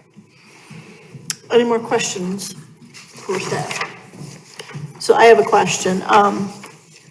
We keep allowing variations on the height of these buildings. Is there a limit beyond which we cannot go that, like, the fire department sets on the city? So just as a general rule from building code perspective, 75 feet is like the demarcation with regard to high rise versus low rise or mid rise development. So, but that's handled in the building code. And so no, I don't have the answer to that, but we do have a new ladder truck and such, and these buildings are contemplated as part of these types of services that we have to provide. A government house right next door is at 63 feet. So remember that the protrusion that is the elevator shaft is the portion of the building that is at 68 and change. Is that right, Carl? Oh, sorry, say that again? The protrusion that is the elevator shaft is the portion of the building that is at 68 feet. Right, Right. right. Those protrusions. Yeah, yes. these are either stairs or an elevator. And while they're considered a story by our code, I just pointed out that they're not what you might think of as a story. Right, nobody's living there. Right, I mean, they're, sticking out. they are a story, but Yeah. from the code board, but yes, and then, so, yeah. But there's going to be an outdoor structure, right? A Yeah, pergola? there'll be a pergola, Yeah. That's right, or that's on the floor plan. but it's still not the entire story by any stretch. It's not, I mean, if you look, that fifth story is a subset of the fourth story, and the sixth story is even further a subset of that. So the pergolas probably need some more information about what exactly those will be and their height, but I am assuming, Carl, that they do not project beyond what the box is shown on the previous slide. Well, right, and I mean, yeah, there's pergolas identified on the rooftop, they're not on the elevation plans, but the applicant is indicating on the rooftop plan that they're gonna do a pergola. And they should be on the elevation plan, so that would be something that I would recommend that the next round that we take a look at that. Yep. Okay, any more questions? Now we are ready for the applicant to come up. All right, let's go ahead and swear you in on this one, because thank this is you. a different hearing. Yes. So do you swear to tell the truth, the whole truth, and nothing but the truth? Yes, thank you. Thank you. Please state your name again. Thank you, Madam Chair. My name is Cal Bernstein, CALBERNSTEIN. I'm the attorney for the applicant, and I'm doing double duty tonight. And usually I try not to do that, but it just kind of happened that way. I just want to start off by addressing Vice Chairman Kirch's question with regard to height, because that really comes to the crux of the issue. On page 5 of the staff report, it notes that the maximum height of the 5th floor of this property is 62.4 feet. That's the under 1B at the top of the page. So if this was being developed as a B45 property, under the B45 zoning restrictions, up until the top parapet, so that 5th floor would be compliant under the B45, and then, as was correctly noted by Director Fontaine, the only variance for height would then be for the elevator shaft that pokes out of the roof at that certain spots, and that brings it up a couple more feet, 6 or 7 more feet, so that shaft, so the elevator can operate. So I really don't have a lot to say. Really, the star of this show is going to be Nate Kipnis, who is the architect who's going to explain what he designed and how he designed it. I just would note just the context of why we're here. Currently on site, there's an old obsolete office/commercial building. It's right at the corner. This area is begging for redevelopment. It's a 2-story structure. As was noted, this was upzone B45, trying to create additional height and density to support our downtown business district. And so it was contemplated that such a building that we're bringing to you tonight would be built there. The only issue is that because of the code's requirement of the size of the lot, that we're asking for what seems like a huge ask for height relief, but in reality, as Vice Chairman Kirch mentioned, this is surrounded by B45, so if we had a crystal ball and we looked into the future, most likely there'll be 5-story buildings surrounding this that reflect the underlying zoning. As I'm not going to repeat what Carl went through, it's 1-story parking. We did the parking's at grade. We looked at trying to put the parking underground, but because of the size of the lot, it's impossible. The ramp system would make it so it just wouldn't function. So the only way to park this building is to put it at grade, and to only make this building work is to have 4 stories above it of residential units. Otherwise, the economics and this would just frankly not work. The public comment has been really minimal. I did hear from the neighbor to the east who submitted a letter of support. I did also hear from Sunset Foods, Jack Frigo, the representative, who was trying to make it here tonight. He had a previous engagement. He is cautious. We're hoping to get the Sunset Foods support in the future. He said he'd like to have some additional information. I'll let Jack speak for himself if he shows tonight, but that's the summary of our conversation, the emails that he sent to me. So when this comes back, we hope to have a letter of support from Sunset Foods. We had the pre-application meeting back in November, as Carl mentioned.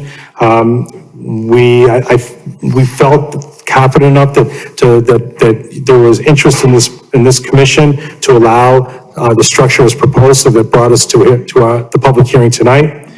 And I think what I'm going to do right now is turn over to Nate. He can better describe the building, describe the relief that's being requested, and better describe the variance requests, the few variance requests that are being asked for tonight. And then I'll come back and talk about public benefit and other things. Thank you.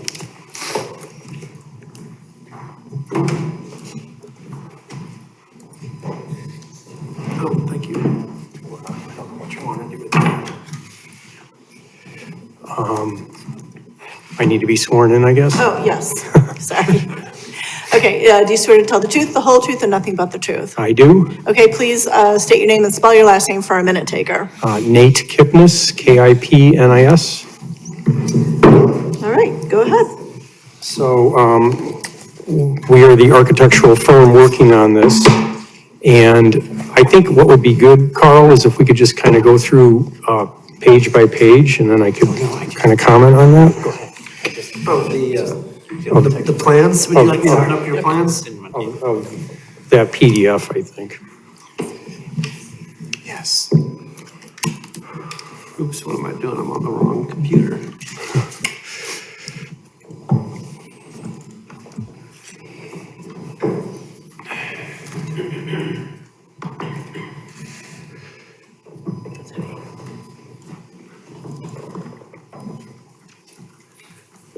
I guess I can just start. Yeah, I'll start. actually, right there, if you just want to, because I know there was a question about heights of buildings. Where did you say here? You said here? Yeah, those buildings. So it was asked, are there other 5-story and 6-story buildings? So there's a few, and one of them is right across the street, McGovern House. And then the Optima building, which is 5 stories. The Albion building, I think, is 5. If you scroll down, I can see it a little better. And the Chase Bank is also, I think that one is 6. And otherwise, the water tower is approximately 10. It's not really a building, or a residence, but. So if you could go to the beginning of the PDF. Oh, well, this is the material palette. Might as well show that. Did you send me a PDF, sir? The one you're going through. Oh, my PowerPoint. Yeah, and then right after that is so, but the materials, Oh, where did you want me to go to? it's fine. If you could go to the site plan, would be a good starting point. Yep, okay. So right now, there's 2 trees in the parkway on McGovern. We probably could keep those if we're talking about parkway landscaping, so that would be good. There's not a lot of room. I mean, even if it is a deeper parkway on Central, there's a parking cutout there, which would be like for Amazon trucks or for people that come by. So we would be reusing that. The landscaping we'll take care of. That's a pretty minor thing. I do want to point out the parking in the garage. This 100 by 100 lot is very difficult to get the required parking in, and it was really the only place we could put the elevator, which I'll come back to when we get to the roof. The handicap parking was noted in the staff report. It actually would be correct. It's supposed to be the 8.5 and 8.5. If you look to that, it actually is that size, the total width of that. So I think the parking works out fine. We also have storage on the first floor. There's 11 lockers, so everyone, including the inclusionary unit, would get one. And then the parking on the interior, there's one guest spot, one handicap spot, and then the rest would be available for the residents. If we could go to the next floor plan. But you want to go through all the floor plans? Yeah, just real quick. Do you want to, so this is. Yeah, so that's showing, and you had asked about that curb cut. It's a 16-foot garage door. There'd likely be, a 22 to 24-foot wide curb cut there. Just keep progressing down. That's what's existing, so that'll be removed. Continue. Yeah. And then each of the floors, this one has 3 with the inclusionary unit, and the balconies you can see on the corner. Central is to the left. And let's just continue on to the next one. And that's just a close-up of the inclusionary, so you can go to the next one. Floors 3 and 4 also have 3 units apiece, and they each have the 3 balconies. Go to the next one. And on the 5th floor, it's a larger, it's a pair of units just because of the way it worked out.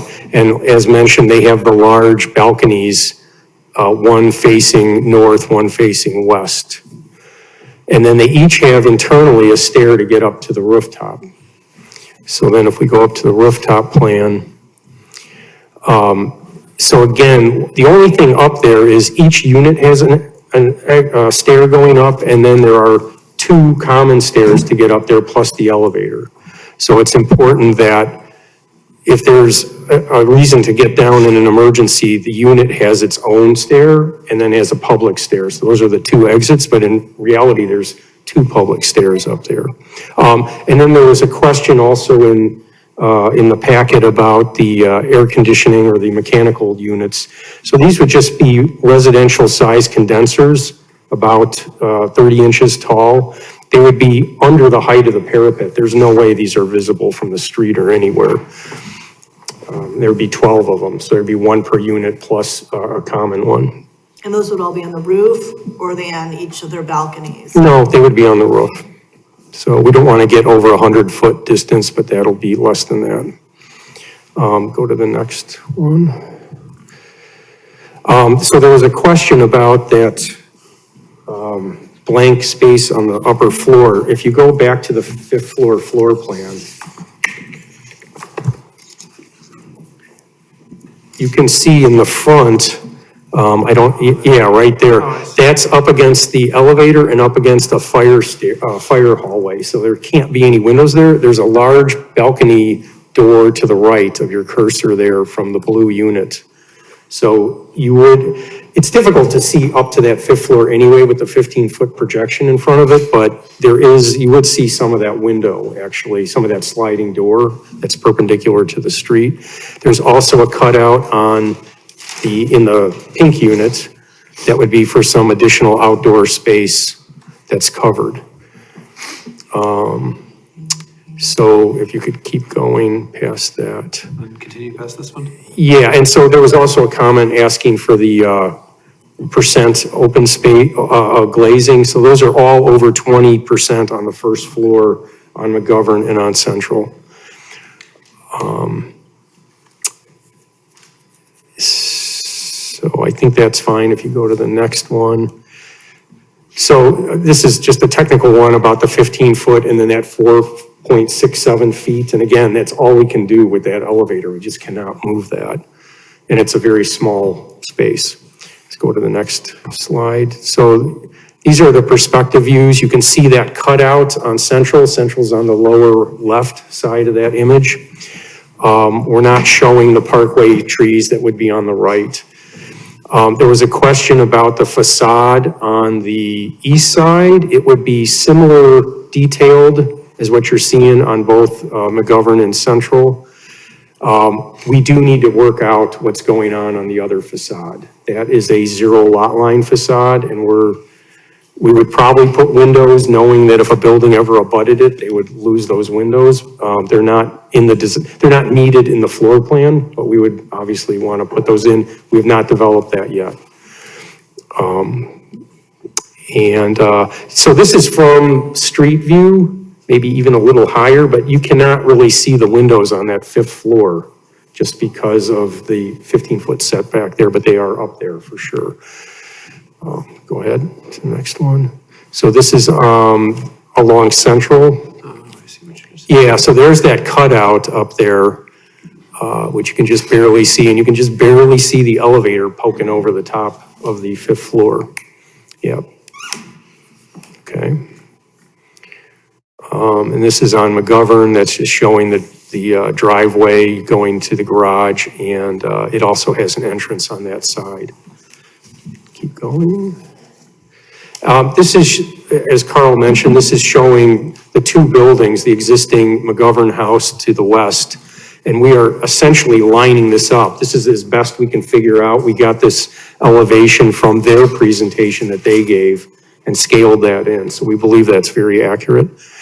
This street does slope down. I remember growing up here and liking to ride my bike and skateboard down this street. So we did take that into account, obviously in the design. Our building has a little bit of a slope, but McGovern house is much bigger of a slope. Okay. And I think that's probably the gist of what I wanted to talk about. I did give those materials. Yep, I'll give them back to you later. Yeah, so I think it was hard to get, we have a picture of it in reality, it's just hard to print this. I don't know, it's like that blue, black, gold dress thing. It's like impossible to get this to look correct, but I think the real brick is a good one, so it would be that brick with some medium bronze metal detailing and then brass accents. We did not do a photometric study yet. It's not like a parking lot out here. We just have some very fine vertical lights flanking the entry. They're really not gonna, it's like totally indirect lighting, so it's gonna be very minimal. There'll be lighting on the decks, and we'll get all that information in the next round, and lighting up on the top. And I know that we need to add some planters on the 5th floor and possibly the 6th floor, so we'll work on that as well. I think that's it. If there's, or Cal, you wanna? Before I continue, do you have any questions for Nate? Yeah, I have a question. Go ahead. It's okay. Yeah, go ahead. To go back to Mr. Mantis's, Commissioner Mantis's comments earlier, is there an architectural or an engineering reason, and there are 2 different questions, that the inclusionary unit does not have a balcony? It technically does have a balcony. It's not large. I live in a condo and mine is not much bigger than this one.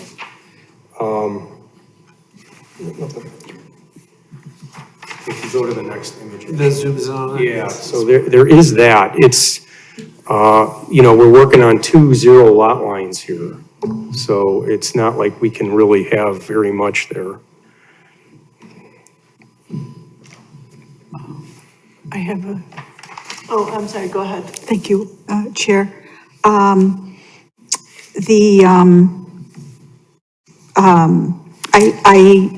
think that you need, in my opinion, and certainly for city council, you need to show, in my opinion, the street elevation where you align the elevations with McGovern. It needs to show the context east and west of it. It's just showing those 2 tall buildings. It's not showing the lower buildings next to it, and I think that's important to see. In the perspective or in the? In the elevation In that itself. elevation? Yeah. Okay. It's missing that. And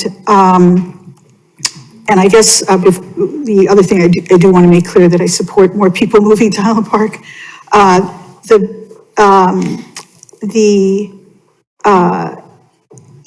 I want to point out that the buildings you show other than McGovern are all very old, and they're the very tall buildings that you use as context are very old and also, not close to, except for McGovern, close to this building.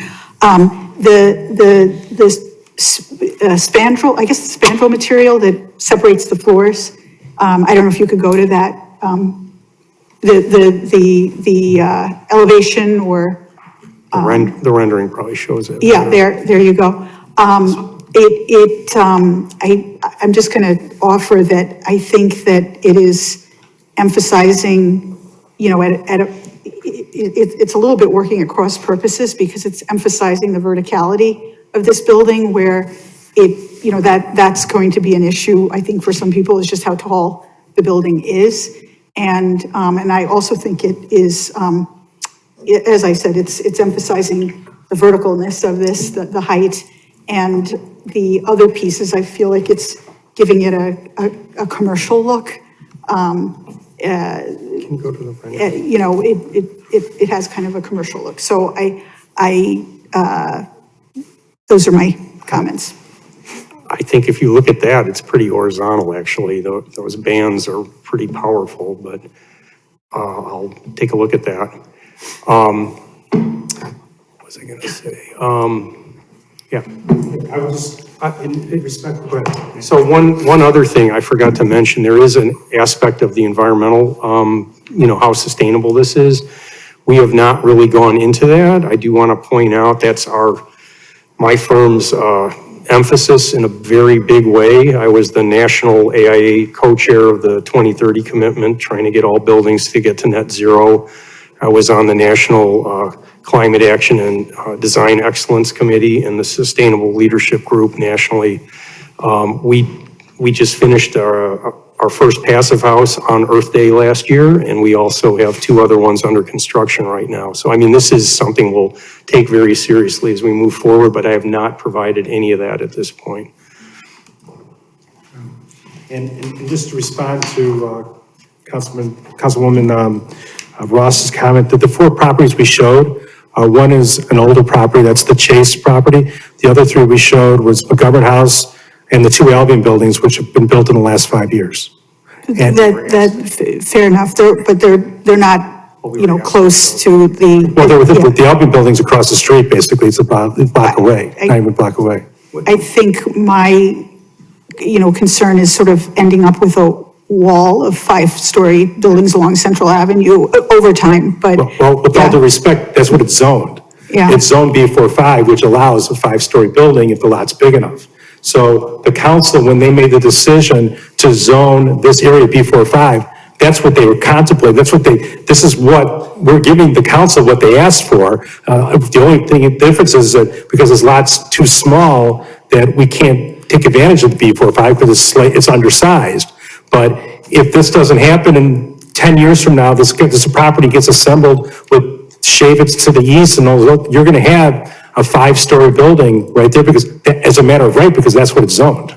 And I just want to add one thing. I wasn't showing those to say here that we can do this with. We were specifically asked to show what the inventory was in Highland Park. So, I mean, they are what they are. So, I mean, you know, that is actually a very important point because one of the criticism that the cities received after McGovern House was built was that it's too big. And it's too large. I'm sure you guys all have seen that. You heard people talk about that. And relief was granted and granted McGovern House, or what's it, flats, whatever it's called. It's slightly different. It's different because it's on the slope and it's on the ridge. And so it has that greater amount of bulk because of that. But in some respects, it looks like a 6-story building when it's only a 5-story building. This building is actually a 5-story building with a little protruding, actually, no, it looks like it's, well, but it's really a 5, it looks like it's 4 because what we're doing here that they didn't do at the McGovern House is setbacking the top story. And that's one of the biggest criticisms the city received after that property was built is that they shouldn't have granted that variance. And we're not asking for that variance because we're actually stepping it back for the reason why the code provides for that is to create a less mass, less bulk along the street.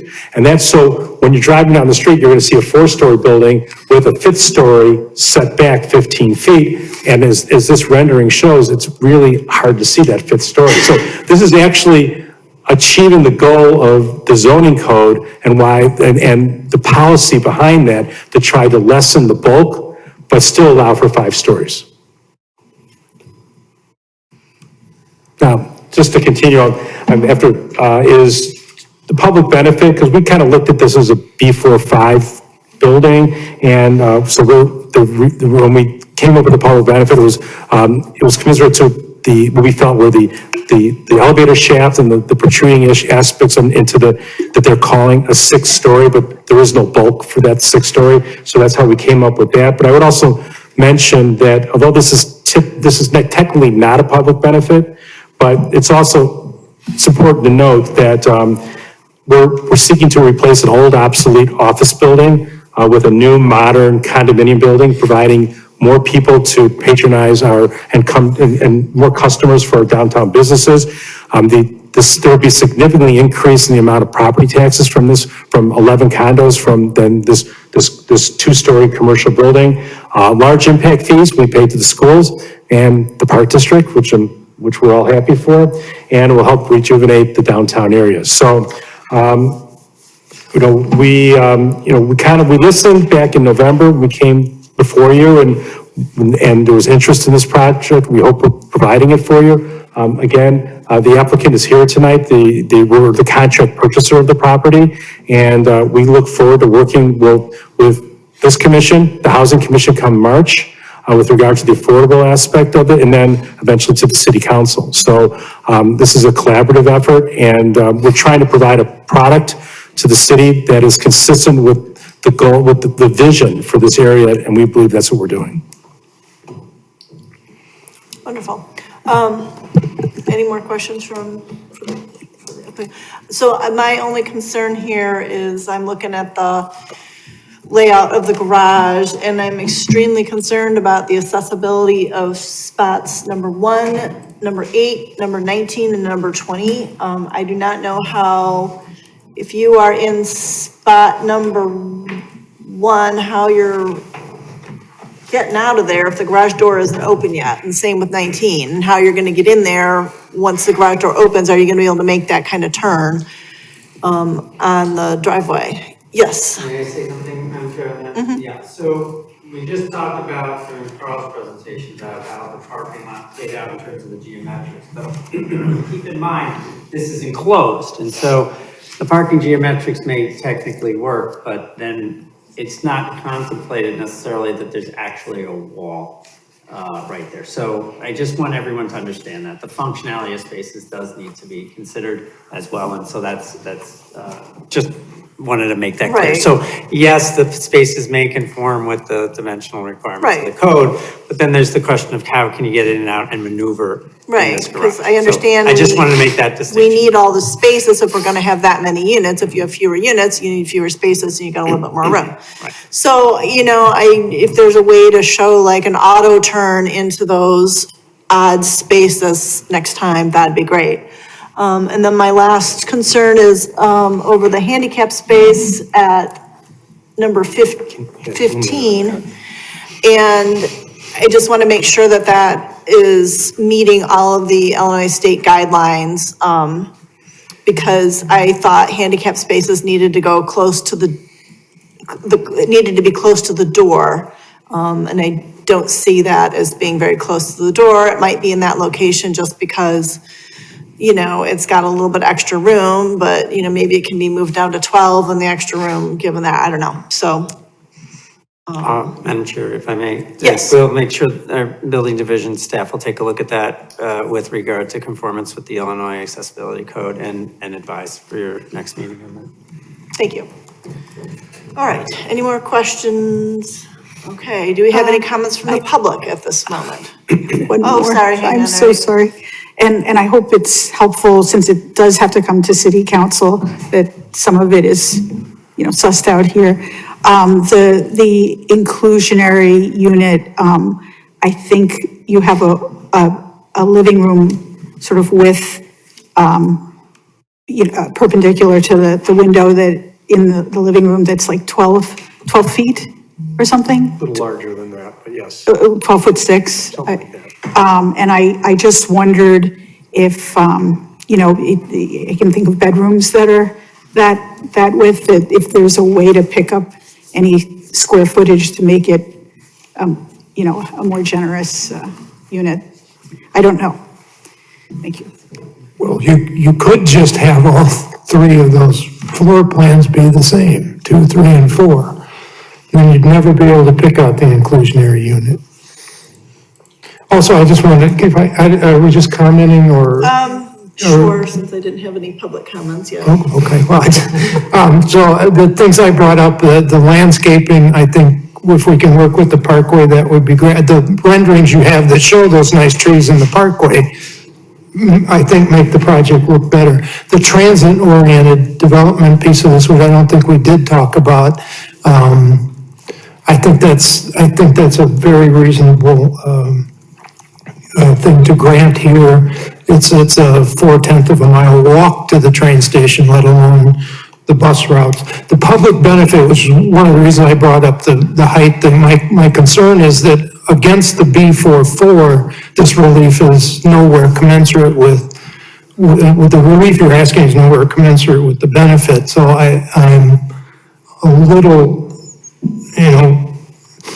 I get it. It's an elevator shaft and I just think maybe there can be some more discussion on that, and not to beat the inclusionary housing thing too, but I think the Housing Commission will do a very fine job when it gets a hold of this, but I think from our comments here, you're gonna run into some problems with the way it's done right now. Giving a head start. A precautionary tale. For whatever it's worth, I would echo Commissioner Kirsch's comments on the public benefit as well. I think there's probably some sharpening of ideas to be done there. And I was actually echoing Commissioner Mantis's way earlier things on the exclusionary housing.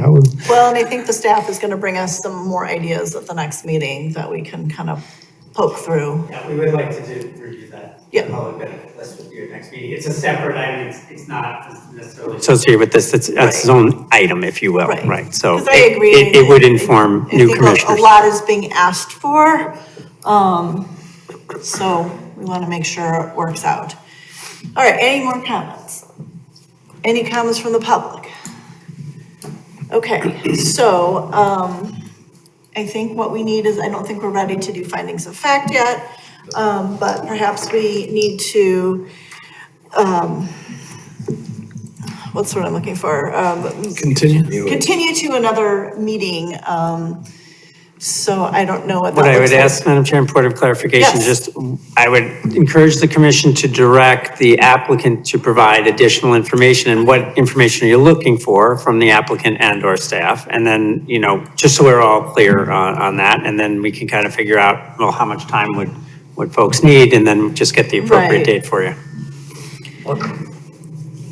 If I may. Yes. I think, I don't know how long we're gonna continue it to. If we continue to the next meeting, it's probably, that's probably not good for us. We'd probably be better advised to continue the meeting till after the Housing Commission acts on it, so we get some guidance in terms of what their thought process is and how the applicant actually responds to whatever the Housing Commission may come up with. So if we're going to continue it, I think that's probably the most prudent thing for us to do. Okay, so have we given you enough direction, or? Before I talk to my client, I know that, because I know that, if you don't know the context behind it, and you see that 17 and a half feet for the height relief, I mean, that's something that we'd like to have feedback that this commission's okay with that, because, especially because without that 5th floor, this project doesn't work. It makes it a no-go? Yes, Okay. yeah. So I want to make sure that we have at least that feedback. We can work on the other aspects of the plan, because it's kind of nibbling around the edges, but that's really the meat of the ask that we'd like to have some feedback So are on. we okay with the overall height of this building? Yeah, I have no problem granting the relief. I just think it's a question of what what the return benefit is for it. Right. So I think I said it when we first considered this back in November. I feel like the elevator doghouse is excessive. The fact that is seen and we have to grant relief. If it was just the staircases, I'd be much more open to the idea. I don't love that. Because if they could be combined into one elevator. Well, it seems like it is one elevator, but it seems excessive that you've got staircases, you've got elevators, that's able to be seen from the street, like, that part of it I don't love, but in concept, I'm fine with the 5 floors. And, you know, I think good generally with the design. You know, to your point, Commissioner Mantis, when we first looked at this back in November, I was concerned about the height as well. And was frankly concerned about whether the city council had really given thought to a uniform vision of how they wanted downtown to be developed. But I think Mr. Bernstein makes a good point. And I hate to give that to him. Just, you know, a broken clock's right twice a day, you know that. I think Mr. Bernstein makes a good point in that the council, or a council, not necessarily this council, but the council has spoken with respect to heights and what they decided to do in terms of zoning and what heights are okay in various zoning connotations. And although this is not handled like a B45, it's in the B45 area. I find it a little troubling myself, frankly, but I think Mr. Bernstein makes a good point in that regard. Yeah. Yes, Mr. Fontaine, Director Fontaine. So this has been thought about very at length for quite a long time in our downtown planning and a subsequent zoning enabling of those plans, of the central district plan. 2015 adopted comprehensive rezoning of the downtown to allow for more residential development in and around downtown. Purposely rezoned places so that mid-rise multifamily dwellings, or otherwise known as pedestal buildings, could occur at the heights that were prescribed. In this particular case, the reason why the relief is being taken from a B44 is because of the undersized land area. Right. So if this was 15,000 square feet, they would be able to go to 63 feet with the PUD. So just keep that in mind. So, well, then you say, well, but the code says this. Yes, it does. And that's why it's before you for relief. So the question then becomes is this building, the manifestation of the building with its mitigating factors on bulk and mass, okay to have at this location given the undersized lot? So what they've done is they've done the step backs in accordance with the code, which are very important. That 15-foot step back for the fifth floor is very important. And they've used the balconies on the corners to create this articulation that isn't just straight wall, right? So that's how they've done that. So that's what you're looking at in terms of that. And if you're looking at, well, we're on a smaller lot than we would have otherwise liked for this height.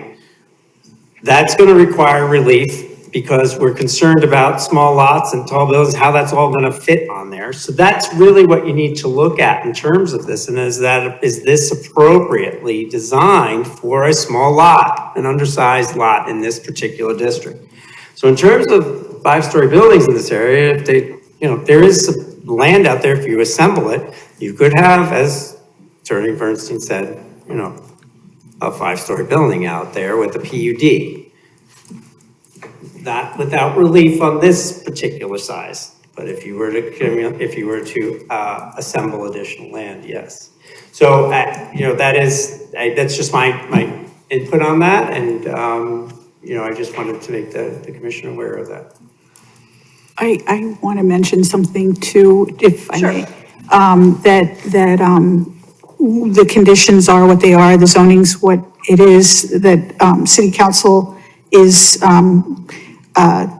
just so it doesn't look like we're, not looking at this, that it has, it is part of the work plan for 2025, master planning, going to look at master planning. Be that as it may, the zoning is what it is right now. You're working with the conditions that you are. I have a Go ahead. just general question. Has anybody measured the size of the 2 lots next door? in aggregate? Because I'm just curious, because we're talking about what the zoning is and what the zoning would be if there was an assemblage. And if I'm looking at those on a map, it looks like those two adjacent sites are maybe the same size as the subject property. And so I feel like we're kind of getting into this, like, what's gonna come next, right? Like, we're gonna run into the same problem as soon as somebody, whomever, maybe assembles those sites, and then they're not gonna have the height regulation, and then we're gonna be in the same kind of like hamster wheel. I would just mention that, I had this exact situation over by the train station where the lot was undersized and we came before this is going back about 10 years ago, came back in front of the plan commission, back then it was the plan commission, and then the city council, and it got rejected. And it's been probably longer than 10 years, and those properties are still the exact same condition as they were 10 years ago. So I would just, it sounds nice to go say, go assemble property, but it doesn't work. And unless you have a willing seller, and we've tried that with this location, it's not gonna work. And then if you wait to try to assemble, then maybe nothing will get done, and it'll just be the status quo for years or decades. And so I get what you're saying, but in the future, if those lots, if they are developed, someone may come in for the exact same request. We don't have a crystal ball here. We can't make that determination today, but this is what's before you today. Of course. We spent the time and the money invested into this, thinking that this is something that is in the spirit of the code and within the spirit of what the planning for this area would allow, and that's what we're bringing to you tonight. So we just want to make sure before, we're willing to do it. We're willing to spend the money and spend the time to do it and work on the affordable and work on the other aspects of the project. But we just want to make sure that at least this commission, because I know you're recommending body to the city council, but we want to make sure this commission is on board with what we're trying to do, because otherwise, we're throwing good money after bad. All right, so we're all good with the.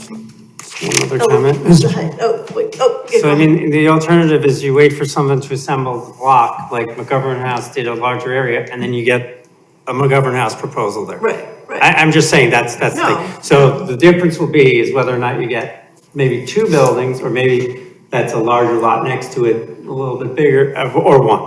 Right. And is this mitigating that bulk issue to the satisfaction of the board in terms of how this is manifesting itself on this lot? So there's a reason why it's in the code, because if it's a smaller lot, it should be looked at much more carefully. It requires modification, so it's not by right.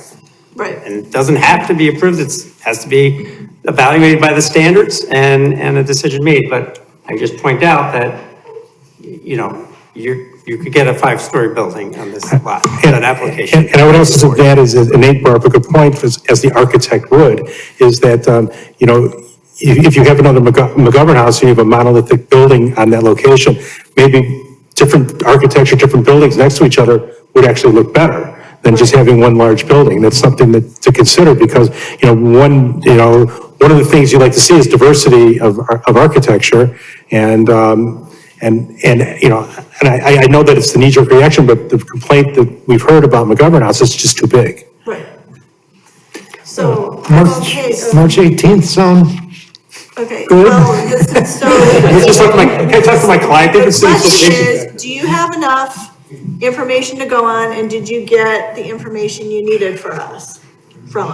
Just give us a second. Sure. We know that there are a number of things listed in staff's report here that we need to get information on.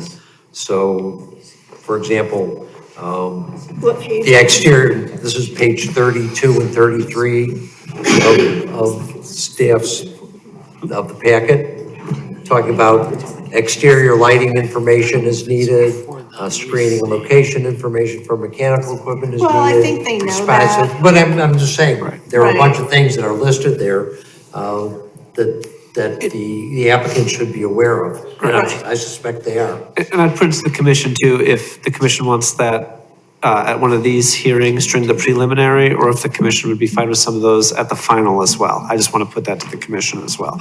My role is I just try to duly document things that will eventually be needed, and the commission may want to make a decision. Well, it seems to me, frankly, it seems to me that the more information we have and the more boxes that are checked enables us to make a more informed recommendation to the council. Well, and it also allows us to keep the project moving along in a faster manner. Correct.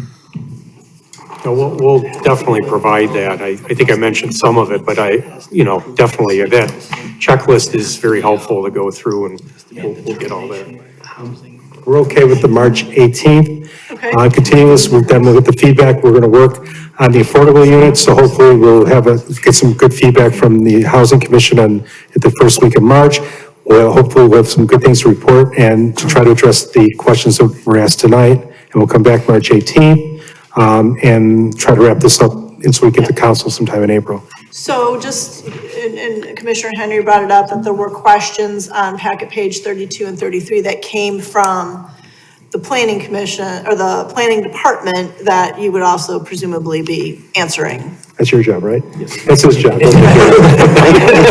Making sure it's out there, because we didn't maybe ask some of those things, but it does sound like, the lighting and the.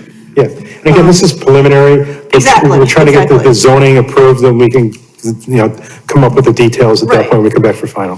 Thank you. Yeah, Okay, so Thank thank you you. very much for your patience. thank you very much. We have to continue the public hearing. Oh, yes, so let's, so you said, can we get a motion to continue this hearing to March 18th? Is that the day we say? Yep. Okay. I'll make that motion. Okay, motion by Commissioner Henry. Can we get a second? Second. Seconded by Commissioner Nanis. Do we need a roll call vote, or can we just do a voice vote? Voice vote. Okay, all in favor of, I'm sorry, what is the word I'm looking for? Continuing the meeting to March 18th, 2025. All in favor? Aye. Any nays? Yeah, as have it, this matter has been continued, the public hearing for this matter has been continued to March 18th, 7 PM, City Council chambers. Great, thank you so much. There'll be no new notice. Your notice is actual. Thank you. Thank you very much. Thank you. Thank you for your patience. Okay. Next item is, do we have any administrative design review updates? Yes, I have several actually. Okay. So, Several. Worth waiting for. Several. oh, okay. So for the Edgewood School at 929 Edgewood, there was an approval for, it was minimal and it was by right lighting for certain parking spaces. I think there was, some teachers wanted slightly better lighting for some lighting there. And then right around the corner from there at 820 Edgemore for the golf course, they put in a new, they will be putting in a new fence with landscaping. And that actually was part of a variance as well that was approved by the ZBA. And so then that was administratively approved, and then, well, because it met the code, they didn't ask for any fence variations. Well, to hide, I think, that went to the ZBA, but they didn't ask for any design changes, so that's why it was administrative. And then I have, let's see here, 617 Central Avenue, administrative design review for a vestibule, but that went to the council, so the council got to see that and was okay with that. And then mechanical units that will meet by the code screening requirements for 2860 Skokie Valley Road. And then one more for 1891 Second Street for some type of improvements that are going to be behind the building, so they won't be terribly visible. So that's my administrative design review update. Great, thank you so much. Okay, our next regular meeting is February 18th of 2025. What do we have coming up? So there'll be 617 Central for sign variances for signs in the right of way on the vestibule that the city council just approved, but they didn't consider signage at the time.